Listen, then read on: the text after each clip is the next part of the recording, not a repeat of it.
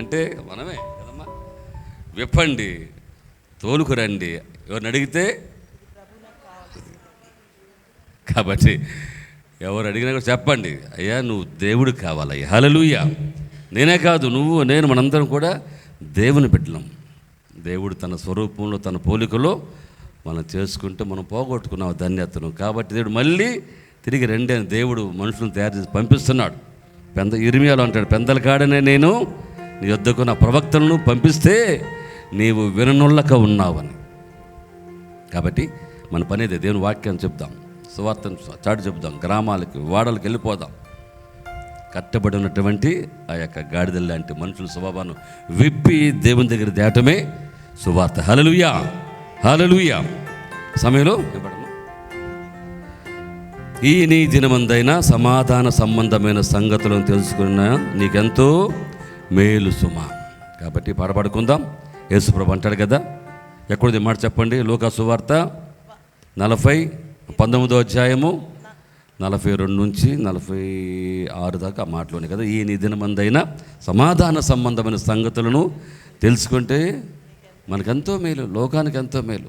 ఇశ్రాయేలు, నువ్వు నా మాట వినవాలని నేనెంతో కోరుచున్నాను. ఈ నీ దినమందైనా సమాధాన సంబంధమైన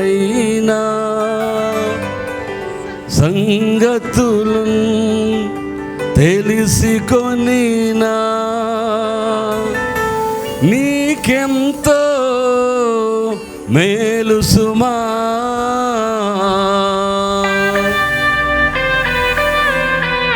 హల్లెలూయా. Praise the Lord.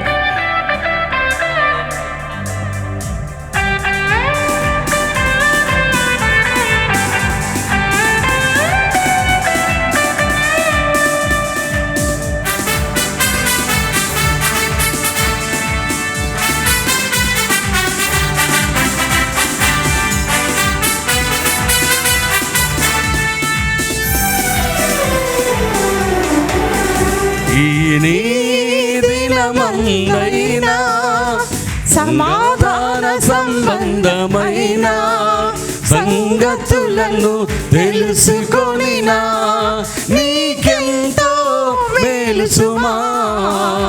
ఈ నీ దినమందైనా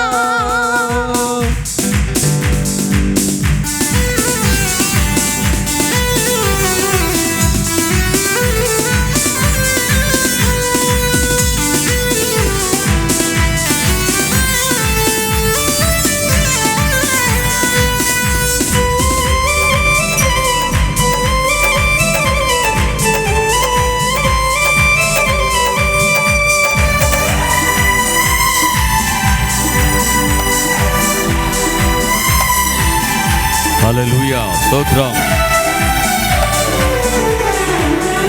క్షణభంగురం ఈ జీవితం గతించును త్వరితము, నీపిని సంభవించును నీ వెరుగవు ఇది నిజము.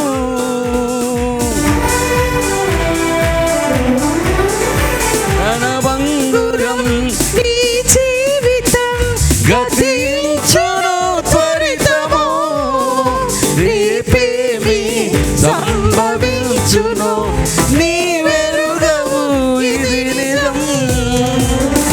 నీకు అనుకూల సమయం కడసారి తరుణమిదేమో, జాగేలా రావేలా ప్రభు యేసు సన్నిధికి. ఈ నీ దినమందైనా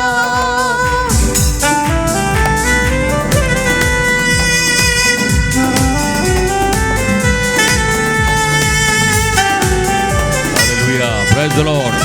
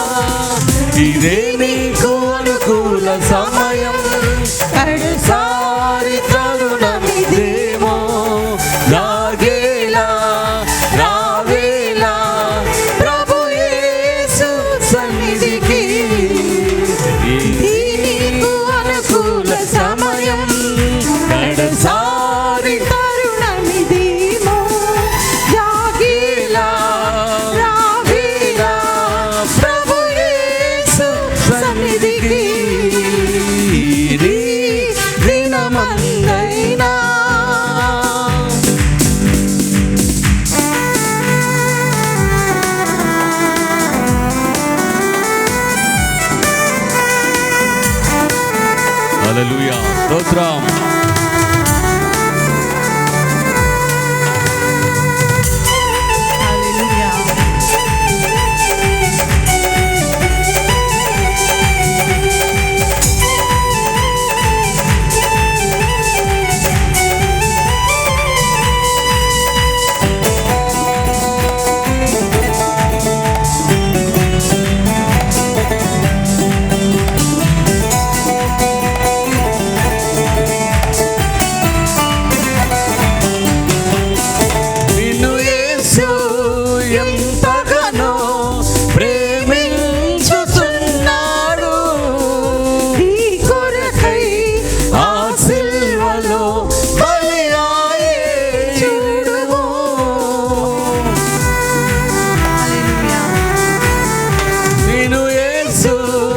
ఎంతగానో ప్రేమించుచున్నాడు, నీ కొరకై ఆ సిలువలో బలియాయే చూడుము. ప్రభు యేసు కార్చిన రక్తం ప్రతి పాపమును కడుగు, కాదనకు కనులెత్తి చూడు సిలువ వైపు. ప్రభు యేసు కార్చిన రక్తం ప్రతి పాపమును కడుగు, కాదనకు కనులెత్తి చూడు సిలువ వైపు. ఈ దినమందైనా సమాధాన సంబంధమైన సంగతులను తెలుసుకొనినా నీకెంతో మేలు సుమా. ఈ దినమందైనా యేసుని నీవు అంగీకరించిన, యేసుకుని హృదయమిచ్చిన నీకెంతో మేలు సుమా, నీకెంతో మేలు సుమా, నీకెంతో మేలు సుమా.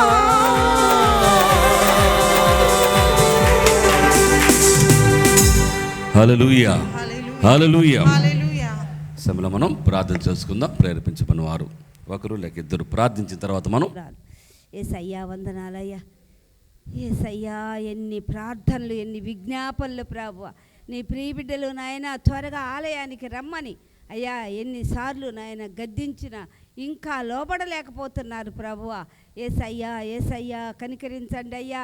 అయ్యా నువ్వు వారిని ప్రేమిస్తూనే ఉన్నా గ్రహించలేకుండా ఉన్నారు ప్రభువా.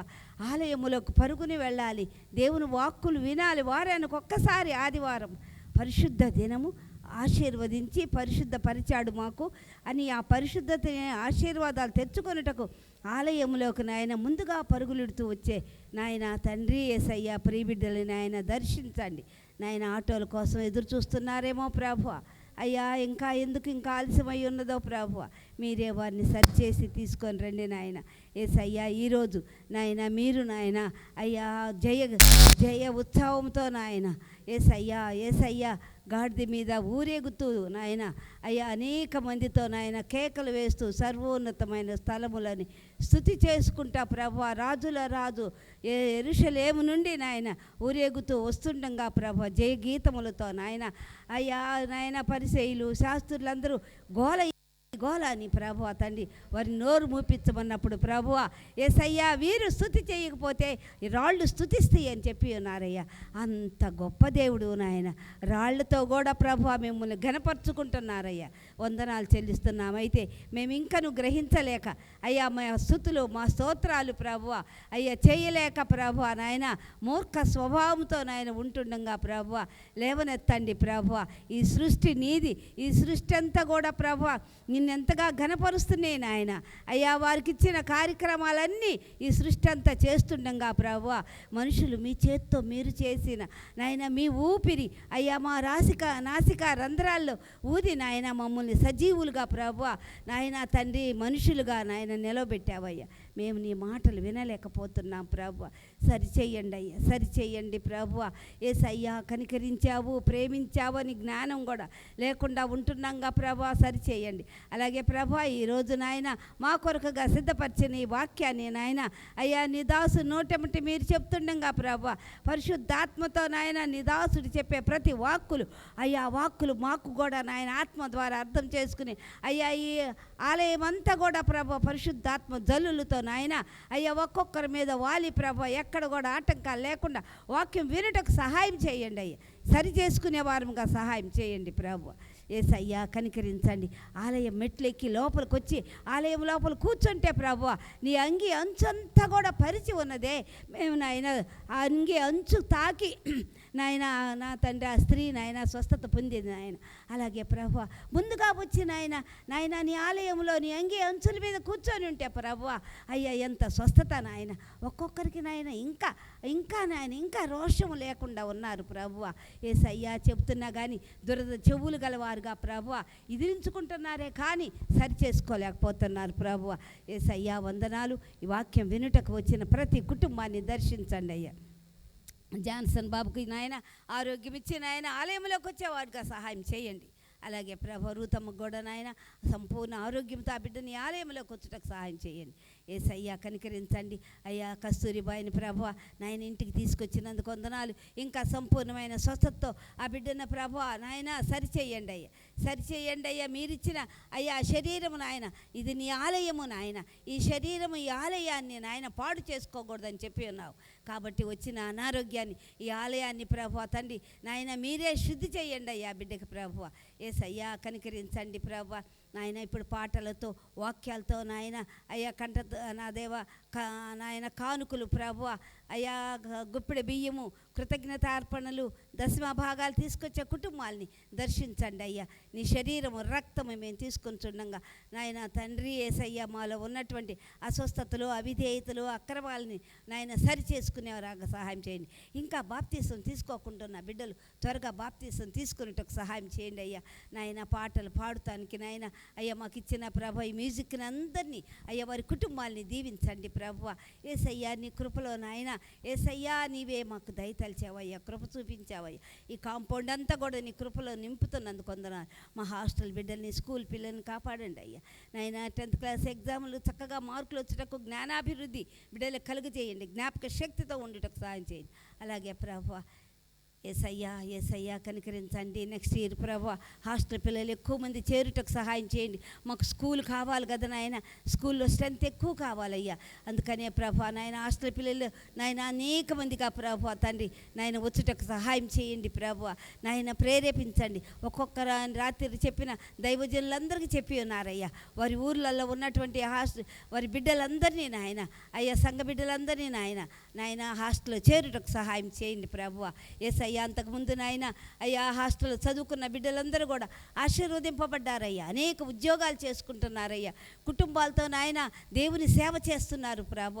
అలాగే ప్రభు ఇదంతా కూడా ప్రభు అయ్యా ప్రార్థనతో ఉంటున్న ఈ కాంపౌండ్ అందరిలో కూడా ప్రభు ప్రియ బిడ్డలు ఇప్పుడు ఉన్న వాళ్ళు కూడా అటు ఇటు తిరుగుతుండగా ప్రభు నీ వాక్యంతో ఎదుగుదలగా ఉన్నారయ్యా. వారిని కూడా దీవించండి. వదినమ్మకు మంచి ఆరోగ్యం ఇవ్వండి. చక్కగా కానిపోయిన ప్రభు చంటి పాపకి నాయన తండ్రి ఆరోగ్యం ఇవ్వండి అయ్యా. చంటి బిడ్డకు కూడా ఆరోగ్యం ఇవ్వండి అయ్యా. గర్భంతో ఉన్న బిడ్డలకు సుఖమైన కాన్పులు ఇంకా ఇవ్వండి ప్రభువ. యేసయ్యా విదేశాల్లో ఉన్నటువంటి మా ప్రియులందరికీ ఆరోగ్యం ఇవ్వండి ప్రభువ. నాయన వారు చేస్తున్న పనులన్నింటిలో నీ కృపను ఉంచండి అయ్యా. వివాహం కానున్న బిడ్డలందరికీ నాయన అయ్యా మంచిగా వివాహం అవటకు సహాయం చేయండి ప్రభువ. అయ్యా ఉద్యోగం కోసం ఎదురు చూస్తున్నాం ప్రభు, ప్రార్థిస్తున్నాం దేవ. అయ్యా ఉద్యోగాల కోసం కూడా ప్రభువ అయ్యా మీరు మంచి ఉద్యోగాలతో ప్రియ బిడ్డలకి కుటుంబాలకి ఇవ్వమని అడుగుచు యేసు పరిశుద్ధ నామమున అడిగి వేడుకుంటూ పొందుకున్నాము తండ్రి. ఆమేన్ ఆమేన్. ప్రార్థన చేసుకుందామండి. పరిశుద్ధుడైన మా తండ్రి, మీ పరిశుద్ధమైన ఘనమైన ఉన్నతమైన నామాన్ని బట్టి మిమ్మల్ని స్తుతిస్తున్నామయ్యా.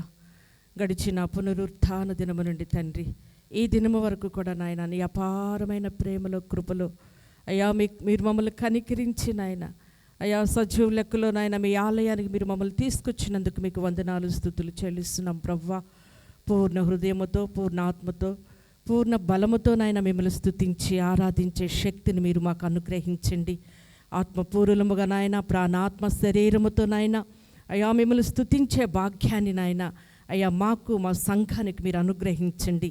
పరిశుద్ధుడా మీకు వందనాలు చెల్లిస్తున్నామయ్యా. నిన్న నేడు ఏకరీతిగా ఉన్న దేవుడివి, వాగ్దానాలు ఇచ్చి నెరవేర్చిన దేవుడు అని తండ్రి, నీ ప్రతి వాగ్దానమయ్య మా పట్ల నెరవేర్చే దేవుడు అని విశ్వాసముతో నమ్మిన తండ్రి, నిరీక్షణ కలిగి అయ్యా ముందుకి సాగిపోయే వారిముగా, బలమైన వారిముగా అయ్యా మేము మా సంఘము ఉండుటకు సహాయము దయచేయమని ప్రార్థిస్తున్నాం. అట్టి ప్రార్థనతో నాయన విశ్వాసముతో రోషముతో ప్రతి ఒక్కరము కూడా మేము ఉండుటకు సహాయం చేయండి నాయన. రావాల్సిన ప్రతి బిడ్డని మీరు నడిపించండి, త్వరపెట్టండి నాయన, క్షేమము దయచేయండి నాయన. అయ్యా మీ దాసులు నిలబడి మాట్లాడుచుండగా ప్రవ్వా నీ సిలువు చాటున మరుగు చేసుకొని సంఘముతో మీరు మాట్లాడమని ప్రార్థిస్తున్నామయ్యా. ప్రతి హృదయాన్ని మీరు కదిలించమని ప్రార్థిస్తున్నామయ్యా. ప్రతి హృదయముతో మీరు మాట్లాడండి నాయన. ఎవరు ఎటువంటి అవసరతలు కలిగి వచ్చారో ప్రవ్వా ఎరిగి ఉన్న దేవుడు నీవు గనక నా తండ్రి, ప్రతి హృదయానికి కావలసిన వాక్యాన్ని ఇచ్చి అయ్యా సంతోషముతో తిరిగి వెళ్ళుటకు, ఆనందముగా వెళ్ళుటకు నాయన, ఆశీర్వాదాలు పొందుకునే వారిగా ప్రతి ఒక్క బిడ్డను కూడా మీరు ఆశీర్వదించండి నాయన. దేవా మీకు స్తోత్రములు చెల్లిస్తున్నాము ప్రవ్వా. అయ్యా ఇదిగో కనికరించండి, కృప చూపించండి నాయన. ఎంతోమంది బలహీనంగా ఉన్నారయ్యా. బలహీనంగా ఉన్న బిడ్డలందరినీ మీ పాదములను ఎత్తి పట్టుకుంటున్నామయ్యా. అయ్యా నీ దాసురాలు రేచులాంటిని జ్ఞాపకం చేసుకోండి, రూతాంటిని జ్ఞాపకం చేసుకోండి అయ్యా. ఇదిగో నా తండ్రి నాయన అయ్యా జ్ఞాపకం చేసుకోండి, ప్రతి బిడ్డని మీరు జ్ఞాపకం చేసుకోండి నాయన. జాన్సన్ అన్నను బట్టి నీకు వందనాలు ప్రవ్వా.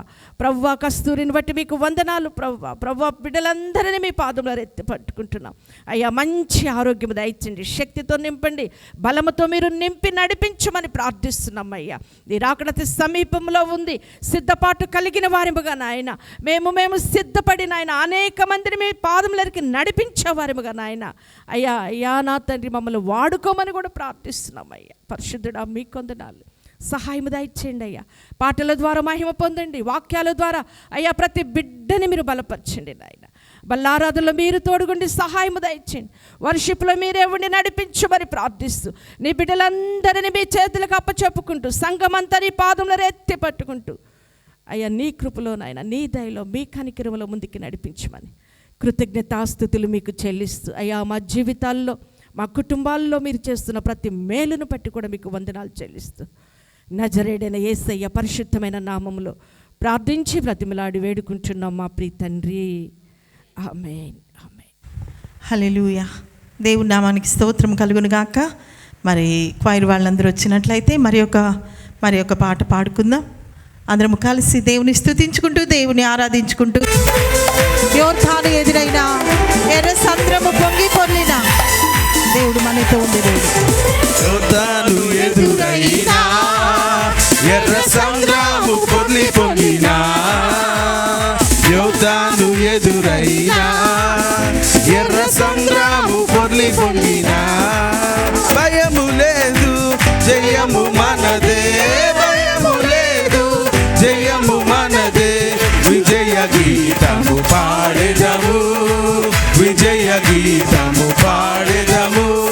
హోసన్నా జయమే, హోసన్నా జయమే, హోసన్నా జయమనకే, హోసన్నా జయమనకే, హోసన్నా జయమనకే, హోసన్నా జయమనకే. శరీర రోగమైనా, అది ఆత్మీయ వ్యాధి అయినా, శరీర రోగమైనా, అది ఆత్మీయ వ్యాధి అయినా, యేసు గాయము స్వస్థపరచును, యేసు గాయము స్వస్థపరచును. రక్తమే రక్షణించును, రక్తమే రక్షణనిచ్చును. హోసన్నా జయమే, హోసన్నా జయమే, హోసన్నా జయమనకే, హోసన్నా జయమనకే, హోసన్నా జయమనకే, హోసన్నా జయమనకే. హల్లెలూయా మహిమ ఎల్లప్పుడూ, హల్లెలూయా స్తుతి మహిమ, హల్లెలూయా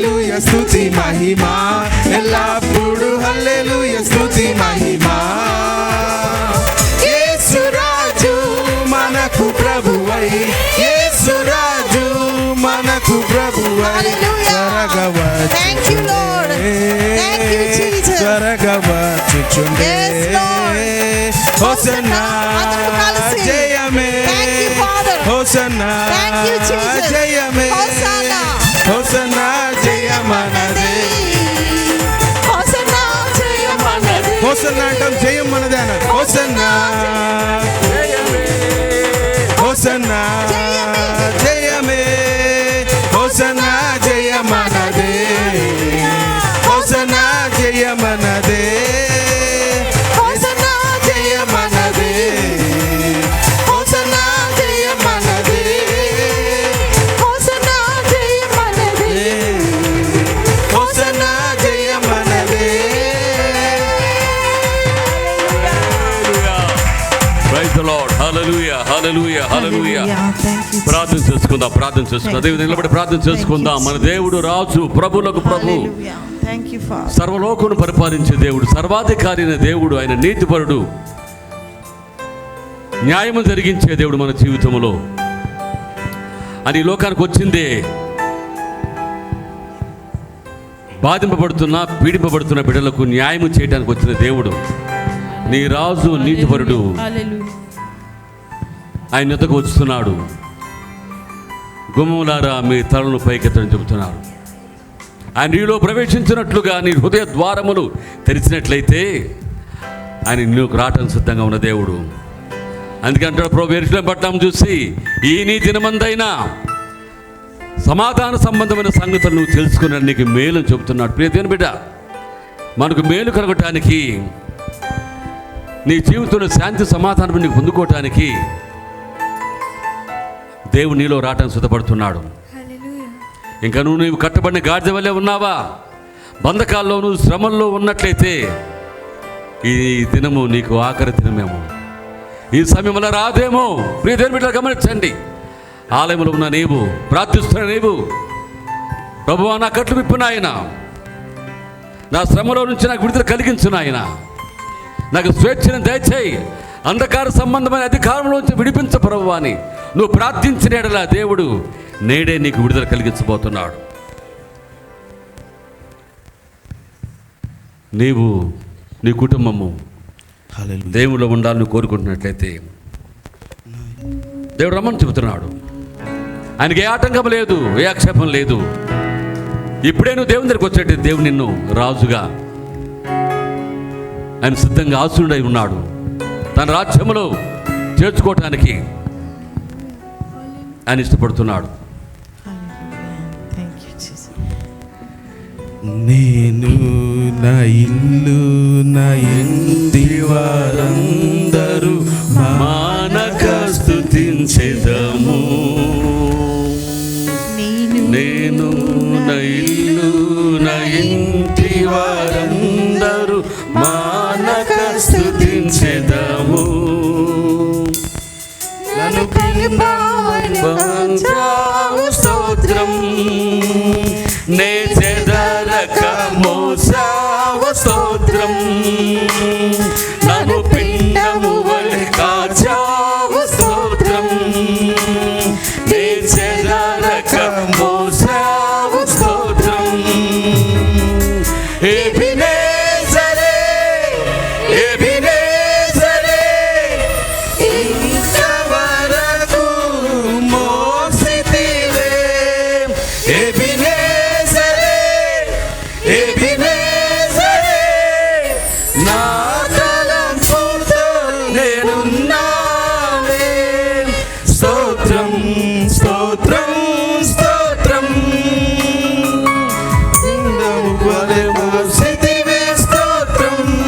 అందరూ పాడదామండి. స్తోత్రం స్తోత్రం స్తోత్రం, హృదయములో మాసిదివే స్తోత్రం. అవును ప్రభువా, ఎబినేజర్గా మమ్మల్ని పిండము వలె మోస్తూ ఉన్న దేవా, నీ హృదయములో మోస్తూ ఉన్న తండ్రి, నీకు వందనములు స్తుతులు స్తోత్రములు ప్రభువా. మమ్మల్ని విడువక తండ్రి నాయన, మమ్మల్ని కాపాడుతూ ఉన్న దేవా, మేము చెదిరిపోకుండా ప్రభువా నాయన మమ్మల్ని కాపాడుతున్న తండ్రి, నీకు స్తోత్రము ప్రభువా. ఏమీ లేకుండా మారిన మా బ్రతుకుని మేలులతో నింపిన దేవా స్తోత్రం. ఏమీయు లేకుండా సాగిన నా బ్రతుకును మేలతో నింపితివే. ఏమీయు లేకుండా సాగిన నా బ్రతుకును మేలతో నింపితివే. ఎటికీడైన తలంచని నీవు అవును ప్రభా, ఏ తండ్రైన నీలాగలేరు. ఎటికీడైన తలంచని నీవు ఏ తండ్రైన నీలాగలేరు. ఎబినేజరే, ఎబినేజరే, ఇంతవరకు మోసితివే. ఎబినేజరే, ఎబినేజరే, నా తలంపుతో నేనున్నానే. స్తోత్రం, స్తోత్రం, హల్లెలూయా. అందరూ కూడా దేవుని స్తోత్రం తెలుగు. హృదయములో మోసితివి, మన మోసిన దేవుడు, మన కాపాడే దేవుడు, మంచి దేవుడు మనకు ఉండగా ఎక్కువ మన లోకం మీద మన తల్లి గర్భంలో ఉన్నప్పుడే దేవుడు నిన్ను చూశాడు.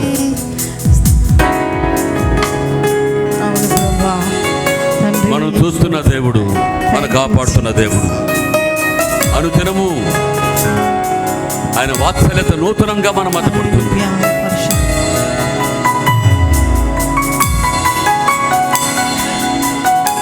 పశ్చాత్తాప హృదయముతో కన్నీటితో నువ్వు దేవుని కోరుకున్నట్లయితే, ఏ నీ దినమందని నువ్వు సమాధాన సంగతులు కోరుకున్నట్లయితే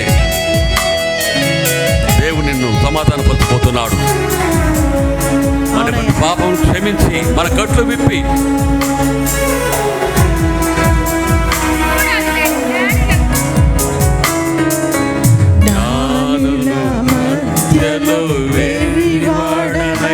నన్ను పిలిచినది అద్భుతము. అవును ప్రభా స్తోత్రం. నానుల మధ్యలో వెర్రివాడనైన నన్ను పిలిచినది అద్భుతము. నేను దేనికి పాత్రను కాదు. అవును తండ్రి, ఇది కృపయే వేరేది లేదు. నేను దేనికి పాత్రను కాను. ఇది కృపయే వేరేది లేదు. అందరం కలిసి పాడదాం. ఎబినేజరే, ఎబినేజరే, ఇంతవరకు మోసితివే. ఎబినేజరే, ఎబినేజరే, నా తలంపుతో నేనున్నానే. స్తోత్రం, స్తోత్రం, స్తోత్రం. అందరం దేవుని స్తోత్రం చేద్దాం. హృదయములో మోసితివే. స్తోత్రం, హల్లెలూయా. స్తోత్రం, స్తోత్రం, స్తోత్రం. హృదయము వలె మోసితివే. స్తోత్రం, స్తోత్రం, స్తోత్రం, స్తోత్రం. హృదయములో మోసితివే. స్తోత్రం, స్తోత్రం, స్తోత్రం, స్తోత్రం. నిండము వలె మోసితివే. స్తోత్రం. హల్లెలూయా. ప్రభువా స్తోత్రము నాయన. మమ్మల్ని మోసిన దేవుడు, మమ్మల్ని చూసిన దేవుడు, మీ తల్లి గర్భంలో రూపకు ఉనిపే మమ్మల్ని ఎరిగిన దేవా నీ స్తోత్రములు నాయన. మా స్థితిగతులు ఎరిగిన దేవా నీ స్తోత్రము నాయన. కృపామయుడా, కరుణగల మా దేవా యేసయ్యా నీ స్తోత్రములు నాయన. మమ్మల్ని చూస్తున్న దేవుడు ప్రభువా, మమ్మల్ని బాగు చేయాలని మా చెడిపోయి పడిపోయిన బ్రతుకులను, కట్లతో కట్టబడిన బ్రతుకులను తండ్రి నువ్వు విడిపించి మాకు స్వేచ్ఛనివ్వాలని తండ్రి ప్రభువా ఈ లోకానికి వచ్చిన దేవాన్ని స్తోత్రము నాయన.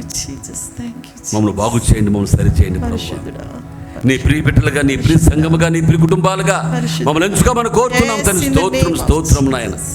ఎంతవరకు కాచిన దేవుడు నాయన, నీ స్తోత్రము ప్రభు. కను పాప వలె తండ్రి మమ్మల్ని కాస్తున్న దేవుడు నాయన, నేటికి కూడా ప్రభు వందనాలు ప్రభు, స్తోత్రము నాయన. ఇదిగో తండ్రి, ఈ దినము కూడా బావా మేము నాయన మా పాపములు ఒప్పుకొని, అతిక్రమను ఒప్పుకొని, దాచిపెట్టకుండా ప్రభుత్వంలో వదులుకొని ప్రభా నీకు ప్రియమైన కుటుంబాలుగా, వ్యక్తులుగా మేము జీవించినట్లుగా సహాయం చేయమని కోరుతున్నాం తండ్రి. నీ స్తోత్రములు నాయన. ఇక్కడ చేరి వచ్చిన ప్రతి బిడ్డను కూడా ప్రభు మీరు ఆదరించమని కోరుతున్నాం. నీ కృపతో కాపాడమని కోరుతున్నాము తండ్రి. స్తోత్రము నాయన. ఈ సమయంలో ప్రభు నీ వాక్యమును మేము ధ్యానం చేసుకుని పోతుండగా మాకు వినగల చెవులు, పెరుగుల ఆత్మ దయచేయని ప్రభు. వాక్యం చెప్పని దాసుని దీవించి బలపరచండి ప్రభు. ఆత్మతో శక్తి నింపమని కోరుతాం, బలముతో నింపమని కోరుతున్నాము నాయన. నీ వాక్యము నాయన జీవాన్ని ప్రభు మాకు వెలిగించింది నాయన, మా జీవితాలను మారుస్తుంది ప్రభు. స్తోత్రాలు, స్తోత్రాలు, స్తోత్రము.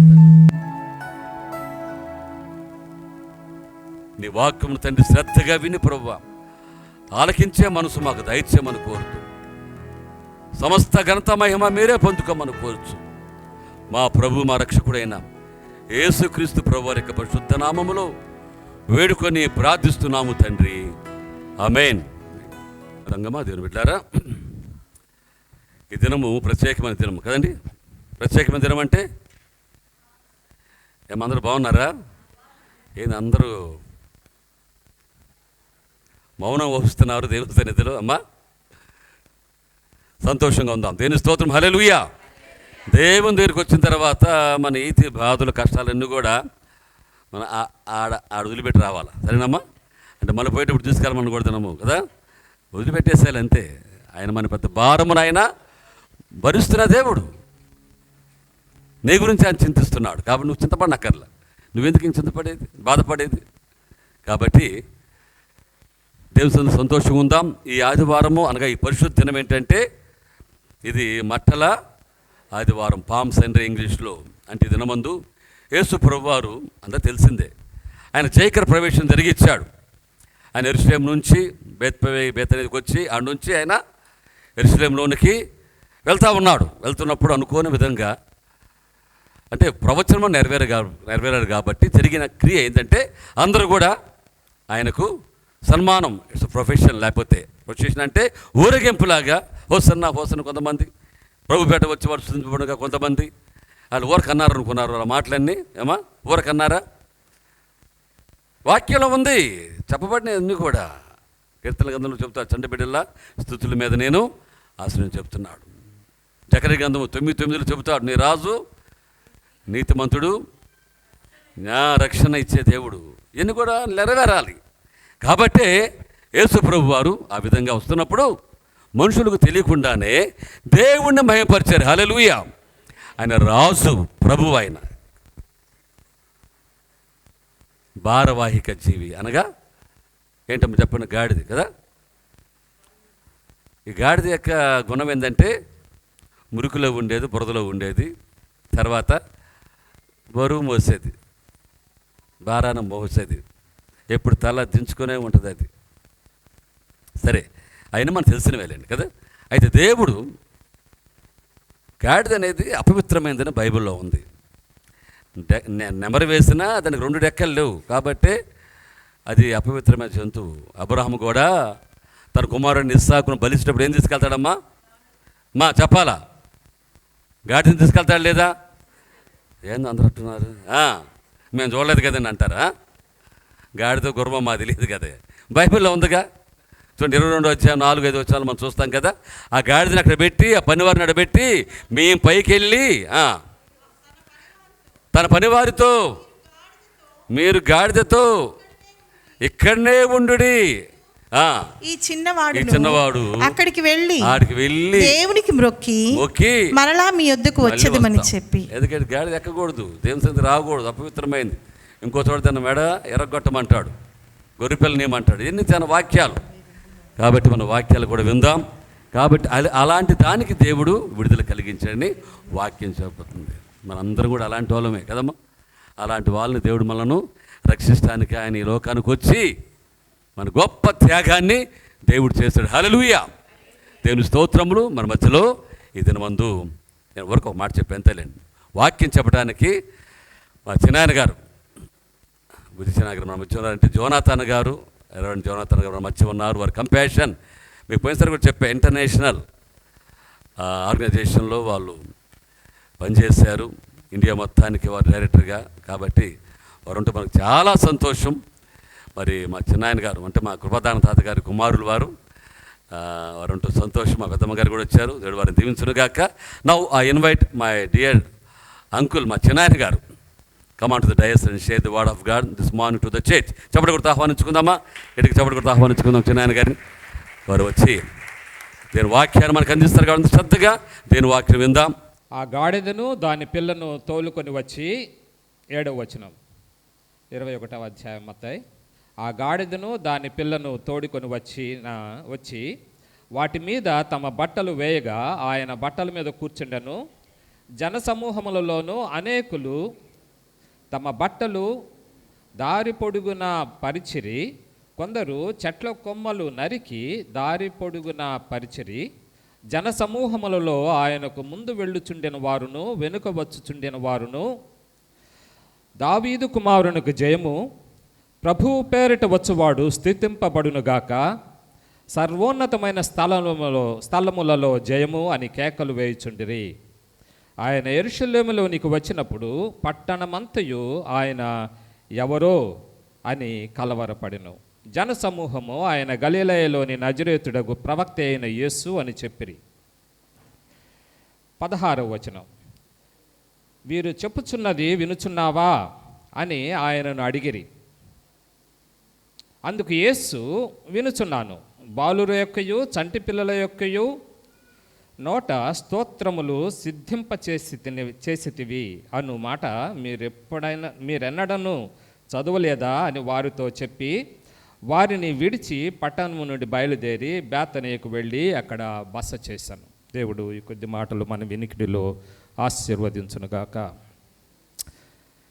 యేసయ్య, మేము గడపబోవు కొద్ది నిమిషములు మీరు మాతో ఉండి వాక్యమును సరైన రీతిగా అర్థం చేసుకోవడానికి మా మనస్సులోను మా హృదయంలోను భద్రపరుచుకొని జరగబోవు ఈ కొద్ది నిమిషములు మాతో ఆత్మీయ రీతిగా ఉన్న దేవా, గడపబోవు 7 దినములు కూడా మరి యొక్క ఆదివారం వరకు ఈ వాక్యంతో మమ్మల్ని బలపరచమని మా ప్రభువును మీ ప్రియకుమారుడైన క్రీస్తు యేసు పేరట వేడుకొనుచున్నాము తండ్రి. ఆమేన్. మైక్ కరెక్ట్గానే ఉందా? Okay, right. ఒకసారి మనము ఈ సందర్భాన్ని చూద్దాం. యాక్చువల్గా యూదులకు 7 పండుగలు ఉన్నాయి కదా. 7 పండుగలలో పస్కా పండుగ అనేది చాలా బలమైనది, చాలా విలువైనది. దానిని తప్పనిసరిగా ఆచరించాల్సి ఉంది. అట్లాగే పర్ణశాలల పండుగ, ఈ 2 కూడా చాలా ముఖ్యమైనవి. ఈ ముఖ్యమైన పండుగలకి ప్రపంచంలో ఎక్కడ ఉన్నా సరే యూదులు తప్పనిసరిగా తిరిగి యెరూషలేము దేవాలయానికి రావాల్సిందే, అక్కడ బలులు అర్పించాల్సిందే. మరి యేసుక్రీస్తు వారు పుట్టిన సమయంలోనూ యేసుక్రీస్తు వారి యొక్క ఆఖరి ఘట్టం ఇది. ఈ 7 దినాలు, ఈ పస్కా పండుగ 7 దినాలు కూడా ప్రత్యేకమైనటువంటి దినాలు. ఆయన తన్ను తాను పరిచయం చేసుకుంటూ, తన్ను తాను సిద్ధపరుచుకుంటూ, తను చేయవలసినటువంటి కార్యాన్ని ముగించడానికి తను తాను ప్రిపేర్ చేసుకోవడమే కాదు, అక్కడ ఉన్న ప్రజలను కూడా ప్రిపేర్ చేస్తూ వస్తున్నాడు. ఆయన పుట్టుకను గురించినటువంటి వాగ్దానాలు, ఆయన పుట్టుకను గురించినటువంటి ప్రమాణాలు, ఆయన పుట్టుకను గురించినటువంటి ప్రవచనాలు ఏ విధంగా నెరవేరినవో, ఆయన రాబోవు మెస్సయ్య ఈయనే అని చెప్పడానికి ఒక విలువైనటువంటి సమయం ఈ దినాన అక్కడ తెలుస్తూ ఉన్నదన్నమాట. అంటే అక్కడ దాదాపు ఈ 3.5 సంవత్సరాలలో ఒక్కొక్కరిగా, ఒక్కొక్క జనముగా, ఒక్కొక్క సమూహముగా ఆయన గమనిస్తూ ఉన్నారు. మొట్టమొదటిగా 7 శిష్యుల్ని ఆయన పిలుచుకున్నప్పుడు, తర్వాత 12 మంది శిష్యులుగా ఆయన తయారు చేసుకున్నప్పుడు ఆయనతో పాటు ఉన్నది కొద్దిమందే. ఆ తరువాత ఆయనతో వచ్చినటువంటి జనములు చాలామంది. నేను అప్పుడప్పుడు అంటుంటాను, ఎంతమంది యేసయ్యకి శిష్యులు ఉన్నారు అంటే జనరల్గా మనం చెప్పుకునే మాట 12 మంది మాత్రమే, అదే చెప్పుకుంటాం. కానీ ఆయనకి జన సమూహాలు ఉన్నారు, శిష్య సమూహాలు ఉన్నారట. 2-3 చోట్ల మనం గమనిస్తాం అది. ఇక్కడ కూడా ఈ సందర్భంలో కూడా ఆయన శిష్య సమూహములు ఈ విధంగా అరుస్తున్నారట. అల్లరి కాదు, అది ఒక స్తుతి, అది ఒక స్తోత్రం. అంటే జన సమూహాల్లో కాదు, శిష్య సమూహాలు ఉన్నాయి. యేసుక్రీస్తు వారు 12 మందిని ఏర్పాటు చేసుకొని పేరున వారిని పిలిచి ఒక చోట ఏర్పాటు చేసుకున్నారు. అంటే జన సమూహములో నుంచి, శిష్య సమూహములో నుంచి, అంటే జనములు ఒకవైపు ఉన్నారు, శిష్యులు ఒకవైపు ఉన్నారు. ఆ ఉన్నటువంటి శిష్య సమూహములో నుంచి 12 మందిని ఏర్పాటు చేసుకున్నారు. అంటే మీ అందరికీ తెలిసింది లోక రాసిన సువార్తలు అనుకుంటాను 4వ అధ్యాయంలోన 12 మంది శిష్యుల పేర్లు ఉంది. ఆ భాగంలో చూస్తే మీకు అనిపిస్తుంది, ఒకవైపున జన సమూహాలు వస్తున్నారు, ఇంకొక వైపున శిష్య సమూహం కూడా ఉంది. ఈ విధంగా ఆయనతో అంచెలంచెలుగా కొంతమంది వెంబడిస్తున్నారు. ఒక చోట చూస్తే మనం 5,000 మంది స్త్రీలకి, పిల్లలకి, ఇంకా ఎంతోమంది లెక్కలేనటువంటి 5,000 మంది పురుషులు, తర్వాత ఎంతమంది చిన్నపిల్లలు ఉన్నారో, ఎంతమంది స్త్రీలు ఉన్నారో, దాదాపు 10,000 మంది ఉండొచ్చేమో. ఇంకొక చోటేమో 4,000 మందికి భోజనం పెట్టినట్టుగా మనం గమనిస్తాం. ఇంచుమించు అది సరైనటువంటి లెక్క కాదు. అంటే ఇంకా ఎంతమంది ఉన్నారో, ఇంతమంది ఆయన ఏర్పాటు చేసుకుంటూ ఉంటే అందరికీ ఎవరు కనపడుతున్నారంటే ఈయన చూస్తే రాబో మెస్సయ్య ఈయనే అని. అంటే ఈ రాబో మెస్సయ్య అంటే is not a social king. అన్నపానాలు ఇచ్చేటువంటి రాజు కాదు ఆయన యొక్క రాజ్యము ఆహారము పానీయము కాదు, కానీ నీతియు సమాధానం అయ్యున్నది. అటువంటి రాజ్యానికి వచ్చేటువంటి మెస్సయ్య.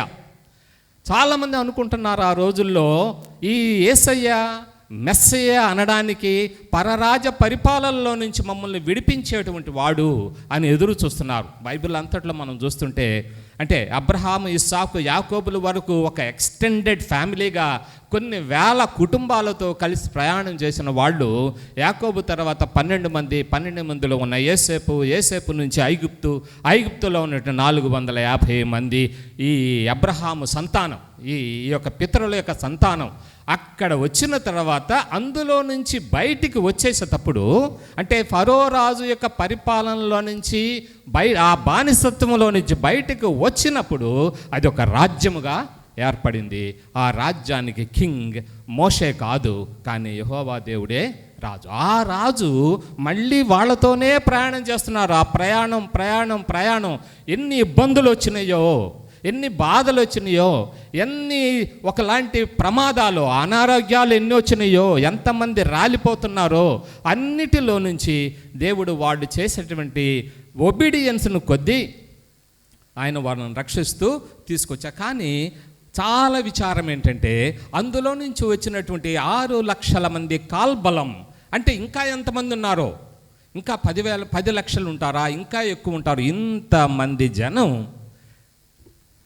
యెహోవా దేవుడు ఇచ్చేటువంటి ఆ పాలు తేనెలు ప్రవహించేటువంటి స్థలంలోనికి ప్రవేశించలేకపోవడానికి కారణం ఏంటంటే, వారికి అక్కడికి వెళ్ళాలనేటువంటి ఆలోచన లేదు. వాళ్ళకి ఎప్పుడంటే వెనకే, మాకు చనిపోతే సమాధులు ఉన్నాయి, తినటానికి మాంసం ఉంది, అన్నీ వెనకే చూస్తున్నారు. కానీ ముందు రాబో దినాల్లో నేను అక్కడికి పోతున్నాము, మా పిల్లలందరం అక్కడికి పోతున్నాము అనేటువంటి ఆలోచన లేదు.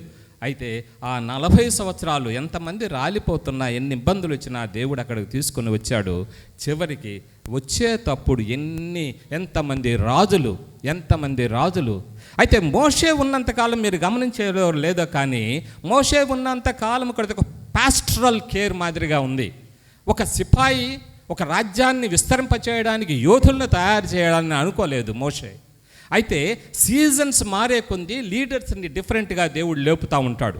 అబ్రహాము, ఇస్సాకు, యాకోబుల తర్వాత ఇప్పుడు కనిపించినటువంటి, అంటే ఈ మోషే, జాషువాల టైంలో మోషే కేవలము దేవుని సన్నిధిలో ఉన్నట్టు ఒక ప్రవక్త, దేవుని దగ్గర నుంచి కొన్ని వార్తలు తీసుకొచ్చి ప్రజలకు ఇచ్చేవాడు, ప్రజల దగ్గర ఉన్న విషయాలు తీసుకెళ్ళి దేవునికి చెప్పేవాడు. ఓ ప్రవక్తగా ఉండి దేవుడు చెప్పినట్టుగా నడిపించేటువంటి ప్రవక్తగా ఉన్నాడు. కానీ మధ్యలో వచ్చేటువంటి ఆపదల నుంచి రక్షించడానికి ఇప్పుడు ప్రార్థనతో పాటు కావాల్సింది ఏంటంటే కత్తి, కాల్బలం అంటే యుద్ధంలో నిలబడడానికి నిలిచేటువంటి వ్యక్తులు కావాలి. దాన్ని ప్రిపేర్ చేయడానికి జాషువా వచ్చాడు.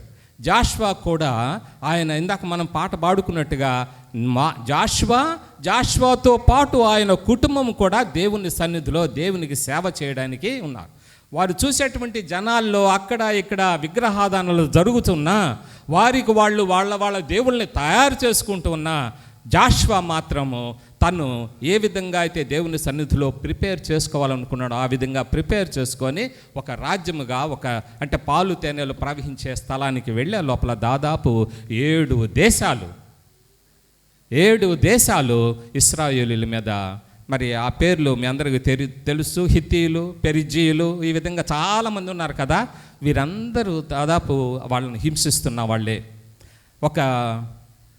ఒక హిస్టారియన్ ఏమంటాడంటే దాదాపు 23 సార్లు ఈ ఇశ్రాయేలీల్ని సీజ్ చేసేసారంట. సీజ్ చేయడం అంటే ఒక రాజు పరిపాలనలో వాళ్ళ చట్టమే రావడానికి చేశారట. దాదాపు 54 సార్లు అటాక్ చేశారంట ఇశ్రాయేలు దేశం మీద. దాదాపు 44 సార్లు వేరే దేశం వాళ్ళు, అంటే మిలిటరీ పరిపాలనలో వాళ్ళు ఆవహించారట ఇశ్రాయేలు. అంటే మీరు గమనించండి, ఎన్ని హింసలు వచ్చినాయో, ఎన్ని కష్టాలు వచ్చినాయో. వారందరికీ ఎప్పుడు ఆలోచన, నా దేవుడు నన్ను అక్కడి నుంచి ఇక్కడికి తీసుకొని వస్తానన్నాడు కదా, ఇంత హింసలు ఇంత కష్టాలు వస్తున్నాయా? అయినప్పటికీ కూడా దేవుణ్ణి వదిలిపెట్టకుండా ఉన్నారు ఇశ్రాయేలీయులు. ఇప్పటికీ కూడా అదే జరుగుతూ ఉంది. అప్పటిలో ఉన్నటువంటి ప్రపంచం ఎంత ప్రపంచమో అది. దావీదు 2వ రాజుగా వచ్చినప్పుడు ఆయన తన రాజ్యాన్ని, అంటే సౌలు రాజు కంటే ఎక్కువగా విస్తరింపజేశాడట దావీదు. అప్పుడున్నటువంటి జనాంగం ఎంత ఉన్నారో, అంతకంటే ముందున్నటువంటి జనాంగం ఎంత ఉన్నారో, పాలు తేనెలు ప్రవహించే కానాను దేశంలోనికి వెళ్ళినప్పుడు ఆ central part of the globe, ఆ ప్రపంచ పటంలో ఉన్నట్టు ఆ కొద్ది దేశమే అది. అంతకుముందు ఇంకా మరి జనాలు వెళ్ళిపోయి అక్కడ ఇక్కడ స్థావరాలు ఏర్పరచుకున్న వాళ్ళు వేరే ఉన్నారు. ఏషావు వెళ్ళిపోయిన దేశాలు ఉన్నాయి. అయితే అక్కడ కొద్ది మందే దేవుడు వారిని కూడా ఉండవచ్చు. అబ్రహాము యొక్క అంటే ఈ వాగ్దాన పుత్రుడి ఇస్సాకు కాకుండా ఇష్మాయిలు ద్వారా వచ్చినటువంటి జనాంగములు ఎన్నో ఉన్నాయి. అయినప్పటికీ కూడా ఆ జనాంగములతో పోల్చుకుంటే ఇప్పుడున్నటువంటి ప్రపంచ జనాభా దాదాపు 800 కోట్ల మంది ఉన్నారు. ఇందులో చిన్న దేశం, central part of the world, అక్కడ చిన్న దేశమే అది. అప్పటి నుంచి ఇప్పటి వరకు యెహోవా దేవుడు వారిని కాపాడుతూ ఉన్నాడు. అయితే ప్రజలందరూ కూడా మెస్సయ్య వస్తాడు అనుకున్నాడు. యేసుక్రీస్తు వారు వచ్చిన తర్వాత మెస్సయ్య వచ్చేసాడు. మెస్సయ్య కొరకు ఎదురు చూస్తున్నప్పుడు చాలామంది అడిగారు, శిష్యులు కూడా అడిగారు, అయ్యా మరి ఏలియా వస్తానన్నాడు, ఏలియా వచ్చిపోయాడని. అంటే ఎదురు చూసేటి ప్రవక్తలు చెప్పిన అన్నీ కూడా అడుగుతానే ఉన్నారు. యేసుక్రీస్తు వారు ఆరోహణం అయ్యేటప్పుడు కూడా మళ్ళీ అడుగుతున్నారు, అయ్యా మరి ఇశ్రాయేలీయులు అందరూ చెదిరిపోయారు కదా, మళ్ళీ వాళ్ళకి రాజ్యం ఇస్తావా అని అక్కడ ఉన్న ప్రజలు, శిష్యులు అందరూ అడుగుతున్నారు యేసుక్రీస్తు వారు ఉన్న సమయంలో. అంటే వీరందరూ కూడా ఏదో ఒక దాని కొరకు ఎదురు చూస్తున్నారు, అదే మెస్సయ్య. ఇప్పుడు యేసుక్రీస్తు వారు ఉన్నారు అక్కడ. యేసుక్రీస్తు వారు వచ్చాడు. ఆ 3.5 సంవత్సరాలు ఎన్నిసార్లు వచ్చి ఉంటాడు యేసుక్రీస్తు వారు యెరూషలేముకి? 33.5 సంవత్సరాలు వచ్చాడు అక్కడికి. ఎందుకు వచ్చాడంటే పండగ ఖచ్చితంగా రావాల్సిందే. కానీ అన్ని ఎంట్రన్స్ల గురించి, అన్ని ఎంట్రీల గురించి బైబిల్లో వ్రాయబడలేదు. ప్రత్యేకంగా కొన్ని సందర్భాలే యేసుక్రీస్తు వారు 8వ రోజున యెరూషలేము దేవాలయంలోకి రావడం తల్లిదండ్రులతో, ఆ తర్వాత 12వ సంవత్సరంలో రావడం, ఆ తర్వాత 3 సంవత్సరాలు ఆయన ఆ యొక్క సేవా పరిచర్యలో 3 సంవత్సరాలు ఆయన ఎంటర్ అయ్యాడు అక్కడ. ఎన్నిసార్లు వచ్చినా ఈ ఆఖరి ఘట్టం మధ్యలో ఒకసారి పర్ణశాలలో పండుగ వస్తుంది. పర్ణశాలల పండుగ కంటే ముందు యేసుక్రీస్తు వారు యెరూషలేము దేవాలయంకి రాలా. అంటే అసలు యెరూషలేం పట్టణంలోనికే రావడంలా. ఎందుకంటే ఆయన సమయం ఇంకా రాలేదు. ఎందుకంటే వస్తే నన్ను అక్కడ మనుషులకు అప్పగిస్తారు, నన్ను అక్కడ రక్తం కార్చాలేమో, ఎన్ని చోట్ల రక్తం కార్చాల్సి వస్తుందో, ఎంతమంది కొడతారో, ఎందుకంటే వారిని చంపాలని ఎదురు చూస్తున్నారు. ఎంత ప్లాట్ అంటే అది పరిసయ్యులు సద్దూకాయలు ఇచ్చినటువంటి ఆ స్ట్రాటజీస్, ఆ ప్లాట్స్, అప్పటిలోనే మోషే కాలంలో స్పైస్ని తయారు చేసుకున్నాడు ఇశ్రాయేలీయుల కొరకు, గూఢచారుల్ని. ఆ విధంగానే మరి పరిసయ్యులు సద్దూకాయలు వాళ్ళ కొరకు గూఢచారుల్ని పెట్టుకొని యేసుక్రీస్తు వారు ఎక్కడ ఉన్నాడో వెతకడానికి పంపిస్తున్నారు. యేసుక్రీస్తు ఏమి చెబుతాడో వినడానికి పంపిస్తున్నారు. తిరిగి వచ్చి వీళ్ళకి చెప్పేవాళ్ళు. లోకమంతా కూడా ఆయన వెనకపోతున్నారని మనం చదివే ఆ భాగంలో ఉంది. వీళ్ళు చేసేటువంటి ప్రయత్నాలన్నీ కూడా వృధా అవుతున్నాయని పరిసయ్యులు సద్దూకీయులు తమలో తామే అనుకుంటూ ఉన్నారు. అంటే ఎన్ని ప్రయత్నాలు చేస్తున్నారు యేసుక్రీస్తుని. ఒకవైపున యేసుక్రీస్తు ఆ పండుగకు వచ్చినప్పుడు ఈసారి ఎంతమంది జనాలు వచ్చి ఉంటారు అని అంటే, బాగా గమనం, చిన్న ఊరు అది, ఒక మహిమ కలిగినటువంటి పట్టణం, మహిమ కలిగినటువంటి దేవాలయం. ఆ దేవాలయంలో ప్రతి సంవత్సరం పాప పరిహారార్థ బలులు జరగాలి అని అంటే, ఆ పాప పరిహారార్థ బలి దగ్గరికి రావడానికి ఒక దారి, పోవడానికి ఒక దారి. ఆ బలి పశువును వధించినప్పుడు రక్తము ప్రవహించడానికి ఇంకొక దారి.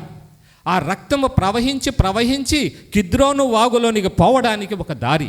ఎంత ఆలోచించండి. ఒకసారి ఒక హిస్టారియన్ ఎంతమంది వచ్చి ఉంటారు అని అంటే, అక్కడ వధింపబడినటువంటి జంతువుల సంఖ్య 2,50,000. 2,50,000 గొర్రె పిల్లలు వధింపబడ్డాయంటే ఎంతమంది మనుషులు వచ్చి ఉంటారు? ఒక్క గొర్రె పిల్ల 10 మందికి, అంటే ఒక కుటుంబానికి. ఆ రోజుల్లో పెద్ద పెద్ద సంతానాలు. ఒకవేళ చిన్న కుటుంబం అయితే ఇంకొకరిని జతగా తీసుకొని ఇంకో కుటుంబాన్ని వాళ్ళు ఆ జంతువుని తినాలి.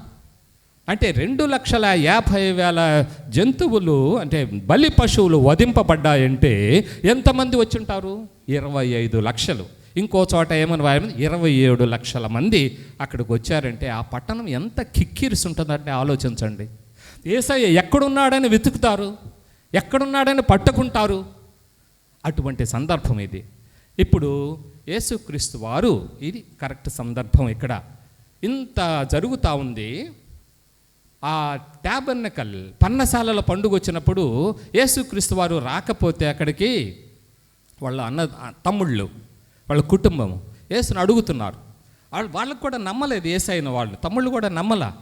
నీ యొక్క గొప్ప కార్యాలు యెరూషలేం పోయి చేయొచ్చు కదా అని అంటే, నా సమయం ఇంకా రాలేదంటాడు. తర్వాత వెళతాడు అనుకోండి, దానికి వేరే కారణం ఉంటుంది.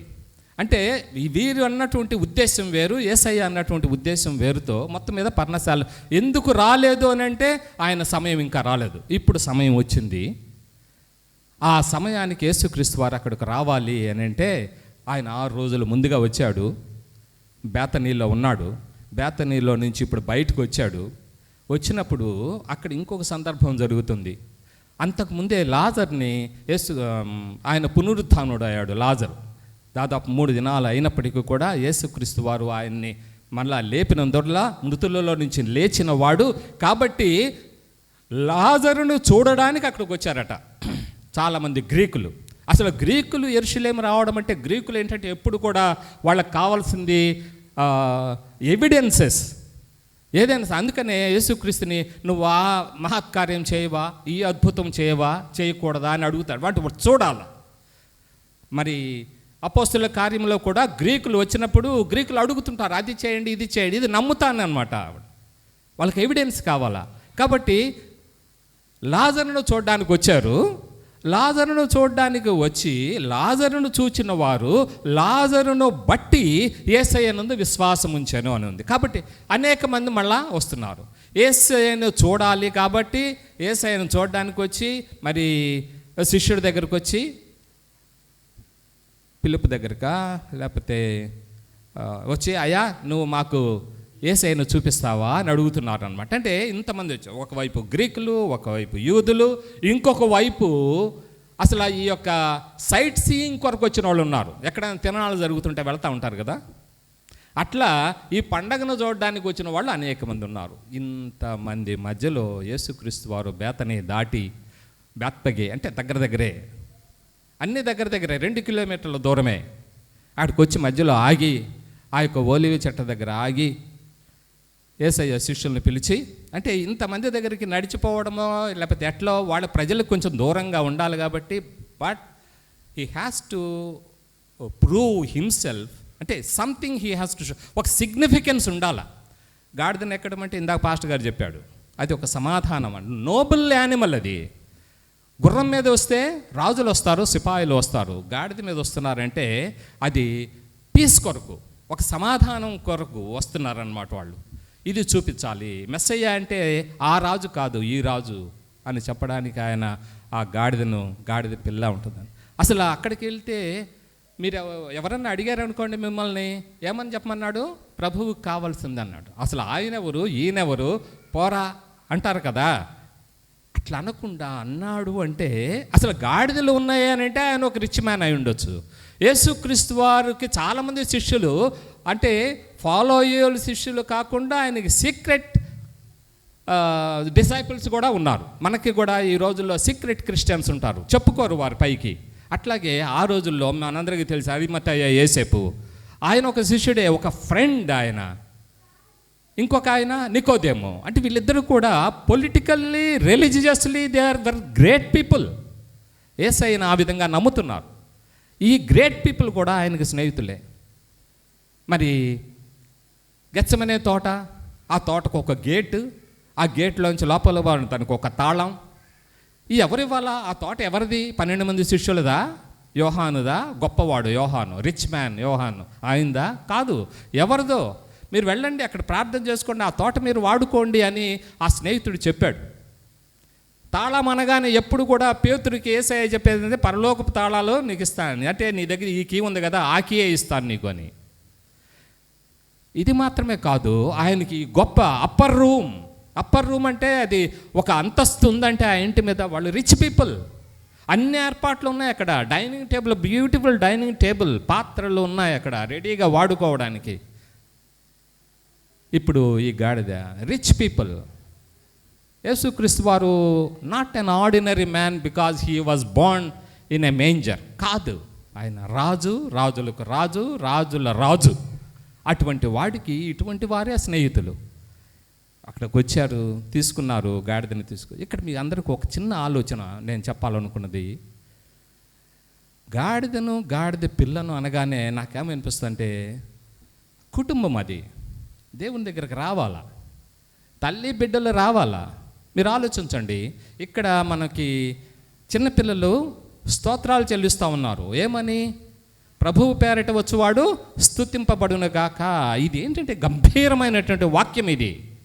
నెహెమ్యా 14వ అధ్యాయం ఏదో అందులో, అంటే చదవనవసరం లేదు, గుర్తుపెట్టుకోండి. నెహెమ్యా అంటే అక్కడి నుంచి పర్షియన్ కింగ్ ద్వారా, సైరస్ ద్వారా మరి ఒక అనుమతి పొంది పక్కన ఉన్నటువంటి రాజులకి అందరికి కూడా ఈ విషయం తెలిపి ఇశ్రాయేలుని అందరినీ కూడా యెరూషలేం పోవచ్చు అని అంటే నెహెమ్యా వచ్చి అక్కడ అంతా వెతికి గోడలు ఎక్కడెక్కడ పగిలున్నాయో చూసి కొంతమందిని ఇక్కడ కొంతమంది అక్కడ పెట్టి, అంటే వేరే వాళ్ళు అక్కడ ఉన్నారు, ఎనిమీస్ ఉన్నారు. వీళ్ళు ఎందుకు వచ్చారు ఇక్కడికి? ఎందుకు వచ్చారు వీళ్ళు? ఇది మాది కదా అని అడిగేవాళ్ళు ఉన్నారు. ముగ్గురు నాయకులు అక్కడ రేపడానికి. అయినప్పటికీ కూడా ఇశ్రాయేలీలు వాళ్ళు చేతిలో కత్తి, పనిముట్టు, మళ్ళీ ఇంకొక పక్కన చేసి ఇట్టన్నీ పెట్టుకొని అన్నీ కట్టి చాలా బ్రహ్మాండంగా చేసిన తర్వాత వారు యెరూషలేం దేవాలయానికి వచ్చినప్పుడు ఎజ్రా వాక్యం చదివేటప్పుడు అక్కడ చిన్నపిల్లలు ఉన్నారు. ఎక్కడ చూసినా సరే యెహోవా దేవుడు చెప్పిన మాట కూడా అదే, నీవు నీ కుటుంబము, నీ పరదేశి, నీ పనివారు, నీ పిల్లలు కూడా దేవాలయానికి రావాలా. ఎట్లా అంటే ఇక్కడ చిన్నపిల్లలు దేవుణ్ణి స్తుతిస్తూ ఉన్నారు. వీళ్ళు స్తుతించకపోతే రాళ్ళు కూడా స్తుతిస్తాయి అని యేసుక్రీస్తు వారు చెప్తా ఉన్నాడు. 90వ కీర్తనే అనుకుంటుంది కదా, నీవు చిన్నపిల్లల స్తుతుల మూలముగా ఒక దుర్గమును స్థాపించి ఉన్నావు.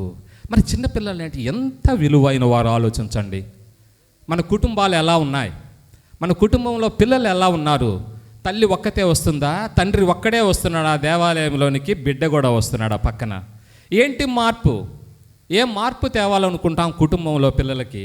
ఏ మార్పు తేవాలనుకుంటాం మన యొక్క నెక్స్ట్ జనరేషన్కి? ఆలోచించండి. నీ తర్వాత నీ కుటుంబం ఎలా ఉంటుంది? నీ పిల్లలు ఎలా ఉంటారు? ఇది మనం ఆలోచించాల్సిన విషయం. యెహోవా దేవుడు ఆ మాట చెప్పాడు అని అంటే ఎంత విలువైందో ఆలోచించండి. నీ పిల్లలు, నీ పిల్లల పిల్లలు, నీ పిల్లల పిల్లల పిల్లలు, నీ రాబో తరం వారికి వాళ్ళు చెప్పాలా దేవుని యొక్క మహత్కార్యాలను గురించి. చెప్పందే ఎట్లా తెలుస్తుంది పిల్లలకి? రాందే ఎట్లా తెలుస్తుంది పిల్లలకి ఇక్కడికి రాకపోతే? దావీదు చేసినటువంటి ప్రార్థన, దావీదు చెప్పేటువంటి మాట 119వ కీర్తన, నీ ఎదుట నేను పాపము చేయకుండానట్లు నా హృదయంలో. యవనస్తులు దేని చేత నేను తమ నడతను శుద్ధి చేసుకుందరు? వాక్యమును. యవనస్తులు ఓకే. తర్వాత ఇంకా నేను చెప్పింది ఏంటి ఇందాక?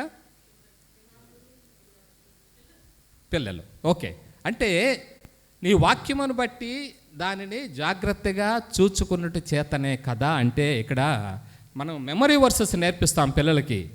దానివల్ల ఏం తెలుస్తుంది, ఏం అవసరము అని అంటే ఇప్పుడు వాళ్ళకి అర్థం కాకపోవచ్చు, కానీ పెద్ద అయ్యేకొంది దేర్ ఈజ్ అన్ ఎక్సర్సైజ్ అనమాట. బైబిల్ మన మనస్సులో ఉంటే ఒక కార్యాన్ని చేసేటప్పుడు ఆ వాక్యం జ్ఞాపకం వస్తుంది. ఆ వాక్యం జ్ఞాపకం వచ్చినప్పుడు ఆ పని దగ్గర నుంచి వీ విల్ రిట్రైన్ ఫ్రమ్ దాట్, అక్కడి నుంచి పక్కకు వచ్చేస్తాం. అట్లాంటిది పిల్లలకి నేర్పిస్తున్నామా? ఇశ్రాయేలీలు ఏ విధంగా అంటే, ఇది అసలు నమ్మలేనటువంటి సత్యం ఏంటంటే, పెంటాట్యూక్ 5 కాండాలు కంటద పెడతారు. నమ్మలేని నిజం ఇది. 5 కాండాలు, 5 పుస్తకాలు. ఓకే, ఆది కాండం, నిగ్రహం కాండం, లేవి కాండం, సంఖ్యాకాండం, ద్వితీయోపదేశ కాండం కంటద పెట్టాలా? మన పిల్లలకి ఎన్ని వాక్యాలు వస్తాయి? చాలా. మనం భారంతో చేస్తూ ఉన్నాం, బట్ స్టిల్ ఇంకా వాళ్ళల్లో మార్పు రాకపోతే ఏం చేయాలి అని అంటే, మరి సంసోను పుట్టకముందే వాళ్ళ తల్లిదండ్రులు ప్రార్థన చేశారట. ఏ విధంగా పుట్టబోవు బిడ్డను ఏ విధంగా పెంచాలో మాకు నేర్పని. ముందు భార్యకి చెప్పాడు దేవుడు దూత చేత, బట్ స్టిల్ ఆమె వచ్చి రాయా మళ్ళా విందాం మనం అని ఇద్దరు కలిసి కూర్చొని దేవునికి ప్రార్థన చేస్తున్నారు, నా బిడ్డని ఏ విధంగా పెంచాలో నాకు నేర్పు అని. అటువంటి ప్రార్థనలు ఎప్పుడు చేశాం మనం? బైబిల్లో ఉన్నటువంటి రాజులు, నాయకులు, వీళ్ళందరూ కూడా చిన్నపిల్లలే. అప్పుడే దేవుడు ఏర్పాటు చేసుకున్నాడు. మీరు ఎవరి పేరైనా తీసుకోండి, వారి యొక్క లైఫ్ బైబిల్లో ఉంది. ఎందుకంటే వాళ్ళ యొక్క బీజం అలాంటిది. మన పిల్లలు ఎలా ఎదుగుతున్నారు? అందుకని దేవుడు గాడిద పిల్లను తీసుకొని వస్తే, ఆ గాడిద పిల్ల దేవునితో వాళ్ళ అమ్మ, ఫాయిల్ అంటే గాడిద స్త్రీ అన్నా ఉంది, ఫాయిల్ సరే ఏదైనా కానీ, కుటుంబం అంటే ఒక తండ్రి లేకపోతే తల్లి, ఒక నాయకుడు, single parent should be there. ఒక పేరెంట్ ఈజ్ ఎనఫ్ అట ఫర్ మోర్ దెన్ 100 టీచర్స్. 100 మంది టీచర్లతో సమానం ఒక పేరెంట్. నువ్వు మంచి నేర్పాలన్నా చెడు నేర్పాలన్నా ఒక parent is enough. Mother is enough or father is enough. ఒకరు చాలు. బట్ ఇద్దరు ఉన్నారు అక్కడ. దేవుని family is the right for every child. అది రైట్, అది హక్కు. బాలల హక్కులో ఆ మాట ఉంది.